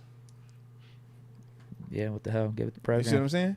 Yeah. If you don't put no coleslaw or no fries on your sandwich, what you doing? All right. So it's got to come with something. Yeah, there you go. All righty. Well, I got a couple matchups we're gonna get to real quick, and after that, man, we'll holler at y'all. All right. So first matchup, man, is a pretty big one. Deion Dawkins, that's their left tackle versus Alex Highsmith. Now we know no T.J. Watt. Alex won this matchup in the preseason, but more importantly, man, Alex has had success against Deion in a couple of their matchups, actually, man. So that's one of the ones, though. If Highsmith can win this matchup a consistent amount of times, man, or at least have it where Josh is having to be forced to play faster, right, or just have a little bit more pressure, those are the type of things that potentially help encourage him to do some not so savory things for that Bills team. But that's definitely one of the ones right there, man, that you got to watch out for. The next one, we talk about they 2-headed tight end monster, right? Dalton Kincaid, Dawson Knox. Both dynamic. Kincaid, way more electric in terms of just athletic ability, first round draft pick. He's the new wave of sexy tight ends. Minka's back though. KZ looking like he back, right? So with that being the case, that's the matchup. Because I do feel like if we put our linebackers on those two tight ends for 4 quarters, that is going to stress us out and it's going to make us not feel as good about this game. So when we're talking about just matching up with them from a passing standpoint, I do feel like we're going to want to see more Minka and Casey in those areas. Now, we still can do some zone concept stuff, but that's the part where, like I said, man, when they're matched up with those dudes, man, they got to win the matchups because that is definitely, a big part of the passing attack for Josh Allen. Third matchup, man. Yeah, I know we love Najee Harris, but up in Buffalo, they love James Cook. And, we're going to have no trade talks about James Cook throughout the year? 0. No trade talks? 0. Yeah. No cutting him, anything, benching him? He's a None pro. of that? He's a Pro Bowler? Did I tell you he's a Pro Bowler? Not an No. alter like a regular Pro Bowler? No. Like, yeah, man, he got a Pro Bowl, man. Yeah. They love him up there. Because he could, run, catch. He be dropping stuff, too. That's the other crazy part. He ain't even playing his best just yet, man. I saw that when he dropped in the Sunday night game. Yeah, that's what we be laughing. We like, bro, your numbers are this, and that's not the first time that happens. That's James. They be like, yo, that's crazy. But that's James. So more importantly, our inside linebackers, Landon Roberts, Miles Jack, and company. Yeah, what do you think we're doing there? Passing situations with him? That's what I'm trying to Safety? figure out, bro. But once again, Eric Rowe, maybe? that's what I'm trying to figure out myself. Because I'm like, if I'm going to attack you, I don't want to do a ton of man versus you because what I just said in terms of the 12 personnel, they're going to have Kincaid and Dawson Knox. So if I'm putting one of these safeties on James Cook, now one of my linebackers got to be on on one of those dudes. I personally think the Michael Walker part was the best just because he's the most athletic. What about Trent Thompson? Is he coming back? I haven't don't seen him know. on the injury I don't report. know. Yeah. Let me see. I don't know. Hold on, I got the report up. But that's my thing. I'm like, I've almost flirt with that. He's not even on the concept. report, so he might be good. Trent Thompson might Yeah. be good to go. Because I'm like, I think you got to go more of that approach. But the reason I went more Michael Walker versus Trenton Thompson is if you go Trenton, now we're getting into the small ball, nickel personnel, Right. dime personnel, and they will You probably just do that on third down if it's an Right. obvious passing yeah, situation. because the way that they'll do it is now instead of them saying we're gonna throw it, we'll go ahead and put James Cook, and now they're running it out that same look, kind of like what we're doing. That's why I say these teams are really the exact same right now. It's just the names are a little bit different, but the philosophy, the styles is almost identical, bro. Yeah, that's it. But it's just a bigger name here. It's a bigger name here. It's a bigger name here. But it's like, bro, run Yeah, the we ball. got some of our bigger names on Yeah. defense. All right, that's literally it, bro. So that's going to be a big part, though, man. So for me, I look at that, and I'm like, whether you try to do this zone concept and you're just telling these dudes you got to tackle that catch every single time. You know what? My bad. Fake news reported by me. Thompson is on IR. There we have it, there. There we have it. Terrible information. There we have it. Those are Terrible. that's night and day, man. Why didn't you put on IR? Bro, they had to be recent. I guess. Yeah. Because remember, he just didn't play last week, but that was part of was he going to come back or not? Yeah. Okay. Trent So- Thompson not playing. Not an option to Yeah. cover James Cook. So, like I said, definitely then I'm leaning more. Think of it like this, man, almost like a one rat type concept. So that way my safeties, I still have my middle hole safety, but I'm gonna have that other guy matched up with somebody. It's not gonna be a middle dude and he just chill. You know what I mean? And now I just try to do some type of 2-on-1 with them LBs on James Cook Okay. because they're going to. That's one of the matches they're gonna try to utilize, and rightfully so. He then put a lot of dudes in some bad situations. So when you're looking at our defense, what do we do well? We rush the passer extremely well. So how do I combat that pass rush? It's not let me try to throw it downfield to Diggs and Davis and make these dudes have to block longer. It's let me get these tight ends out. Let me get this running back and work the dump off. Because the Bills O-line, it ain't the best, but that's a part of it. It's like, yo, James, turn around. And James has been doing an awesome job of that. So that's the part. So like I said, our inside linebackers, that make sure we tackling that stuff, though.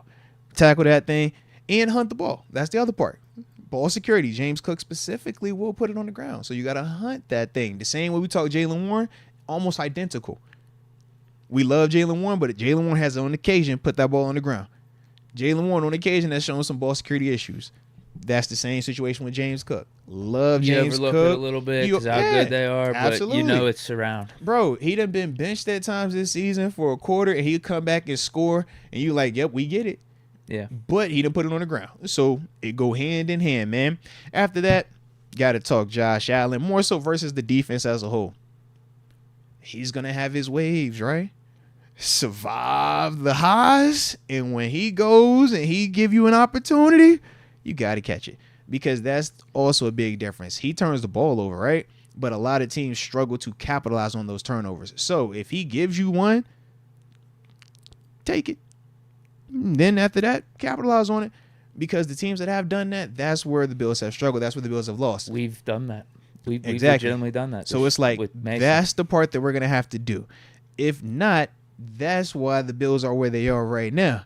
They would have been the 1 seed if it wasn't for that element. Yeah, literally. Yeah, if the seriously, Dolphins man. can do something with those 3 turnovers early on, You just got to do something Sunday night with it. game, they could be Right. up double digits. But they Seriously, a lot of teams struggle with that, and that's a testament to the defense.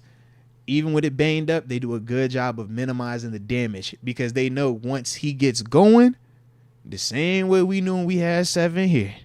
Once 7 gets going, it don't matter what you got going on out there. So that's the same type of dynamic. So for our defense, let's make sure we locked in and make sure all of that, whenever it's an opportunity, be buttoned up. I think it's the same strategy we've been rolling with these last 3 bro. games on our winning streak. Keep the lid on it. Come on, man. Make the Bills have to execute Come on, up and bro. down the field, but Yeah. also rely on the Steelers' offense Yeah. to keep the defense healthy and rested. Mhm. So maybe when Josh Allen does get the ball, there's a time or two where it's 3 and out. They're out of rhythm. sync. Seriously, bro. Then we take advantage of Absolutely. That's the best way. it. Like that's it. Like That's we the get best it. way, The man. formula's there. The formula's Absolutely, there. man. And then the last matchup, man, is simply this, man. McDermott versus Tomlin. Sean McDermott, Coach T. Obviously, they William and both Mary. know each other. They both William and Mary cats. But at the same time, and they both are elite motivators of men. They have shown that they can get their guys to rally through any type of adversity, and they have their teams playing the best ball that they've been playing all season right now. Would you say that the Steelers are playing their best ball right now, man? It's not even a question. That's same energy over in Buffalo, man. So we talking these two dudes, defensive-minded guys, very familiar with how they think type of dudes. That's going to be one of them chess matches right there, man, that I'm really eager to see in terms of who has their team most prepared. But in terms of the adjustments, it's going to be multiple adjustments that are going to have to be made in this game. That's the one we got to win that. Coach T, he got to win this one.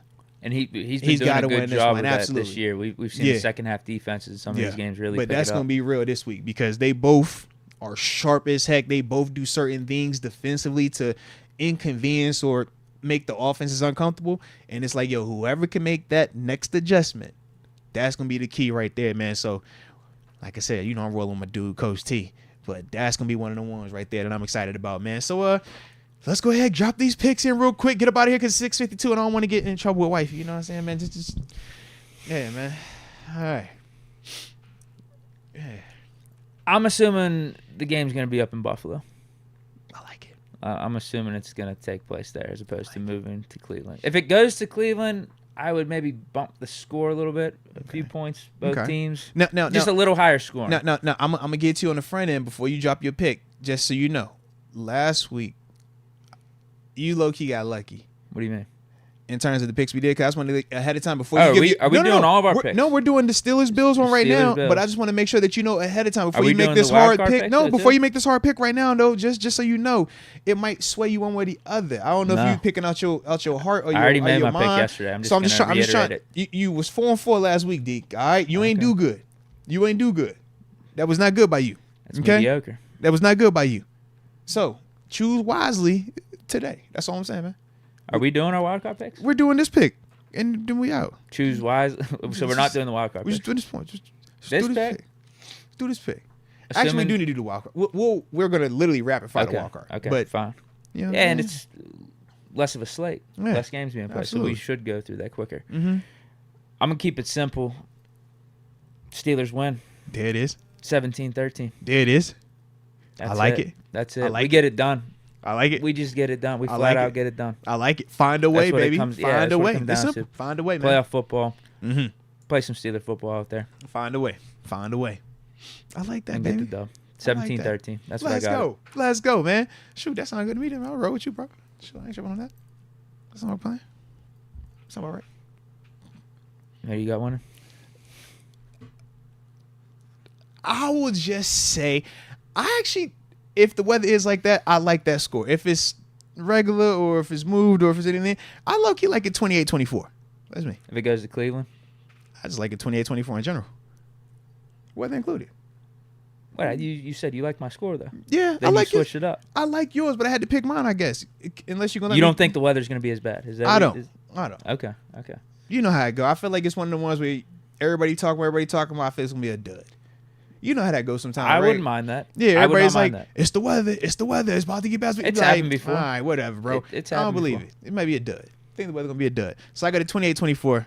And he said, man. And the team that wins The is? good guys win, bro. Just that's all you roll with the good guys, man. We always roll with the good guys. I always say it's the good guys win. All right. 28-24, good guys win. You know how that is, man. All right. The good guys are gonna take care of business. Period. And we celebrating on Monday. Period. You know what time we on, man. SD Ninja 619 says team. Boom. See? What team. team? What team? Team. What team? Us. We. Yeah. Listen, I already think I know what the team is that has 28 and what the team is you're predicting has 24. Both teams in this past month have scored that plenty of times, though. Both teams have scored it plenty of times. I think I remember a comment or two that you made on one of our podcasts last week.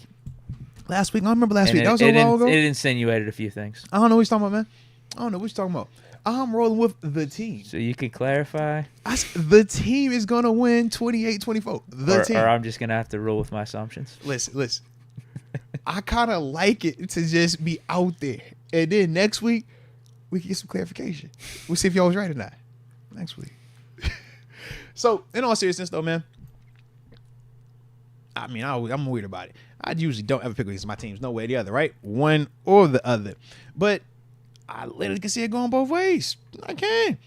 I feel like if it's going to be to choke them out, that's one. If it's going to be the super high score, that's the other one. All right. So there we have it. All right. So we can go 17-13. We go 28-24. But either way, it's going to be a great day. It's going to be a great day. So yeah. There you have it. You're leaving us hanging here? That's leaving you hanging. How's that leaving you hanging? I gave you two scores. I gave you not one pick. I gave you two picks. No, the 17-13 is mine. That's your pick? Steelers 17-13. That's my pick. That was your pick, I'm bro. standing on That was on your pick, man. Yeah, that's crazy. That's my pick. That's crazy. Not just 17-13. Listen, as an 17-13 alumni, Steelers. technically not allowed to ever pick against like your teams because you're an alumni. It's in the alumni handbook. So unfortunately, I have to abide by Rule 17 of the alumni handbook, and I choose the team. That's what they said. That's what they said, bro. Of course it's us, man. You know we winning, bro. Stop. Don't do that. We winning. Yeah. And we're going to be in here partying on Monday. There you have it. So no pick. Did we just go to the wild card there? Oh, I just picked. I literally just gave you a pick right there. Was that not a pick? That sounded like a pick. It wasn't a pick. You predicted the score, but you didn't pick the team. I picked. Or teams that Listen, are at each they score. gonna move the game to Cleveland, and we're gonna play walk in your trap and take over your trap. Man, What? this is very political.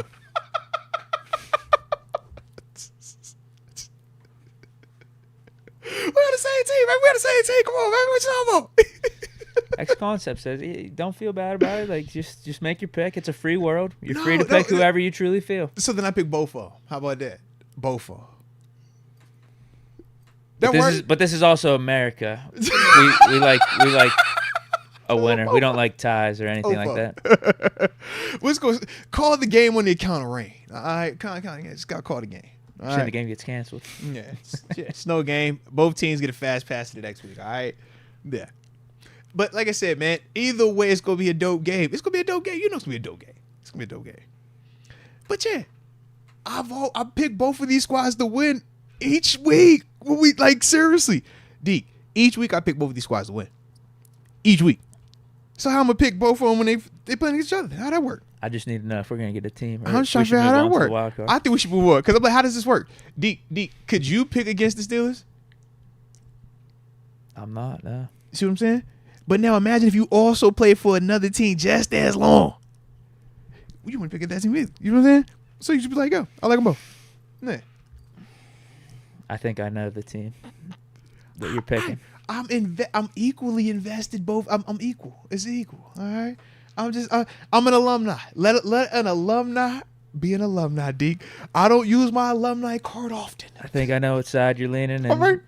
I don't pull the alumni card out. That's your often. call. Like X Concept said, Look. it's a free world. You Hey. right to your own opinion. I'm turning up on Monday. That's all y'all need to know. All right. It's gonna be a party. I'm turning up on Monday. I'm turning up. Wildcard picks. Houston versus Cleveland. First game on Saturday. Give me Houston. Houston at home +2. The dog. Give me Houston. Wow.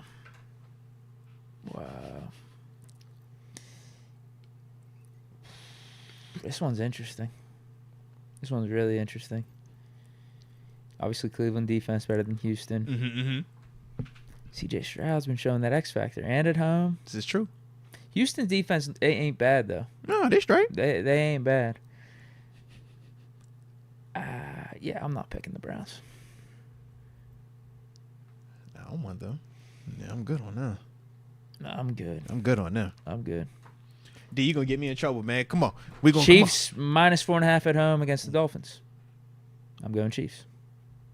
Dang, I like that one too. Dolphins, you're getting some points. I'm not trusting them. Bills at home -9.5. The line has moved a little bit. I like the points. I'm definitely Steelers taking. with I'm the points. definitely taking the points. We definitely taking the You're points. saying which We're way? absolutely taking the points. You want the negative points or the positive It's points? just like the points. Can I take the points? Bills -9.5. I just like the points. Steelers +9.5. So I take the points. What does that mean though? I Usually when you say take the points, that means you want the plus. Is that what you mean by I that? took the points, bro. So I'm you taking want the the points. Steelers? I'm taking the points. Basically, what I'm asking is, are we putting this on the ledger? We'll I got Steelers +9.5, We'll go to the next. obviously. Go to the next one. Let's go to the next one. Do you want the Bills We just come to the next one. -9.5? We just come to the next one, bro. We just go to the next one. Cowboys at home -7 against the Packers. You know I'm rolling with Dallas. I can't help myself. Man. I hate the spread, though. I absolutely hate the spread, but I'm rolling with them.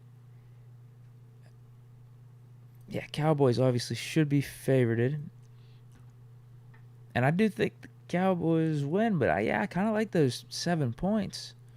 I think it's out of question that Packers go in there, Cowboys choke, and Love and Green Bay move on. I don't think that's out of question. It ain't. It's definitely not out of question.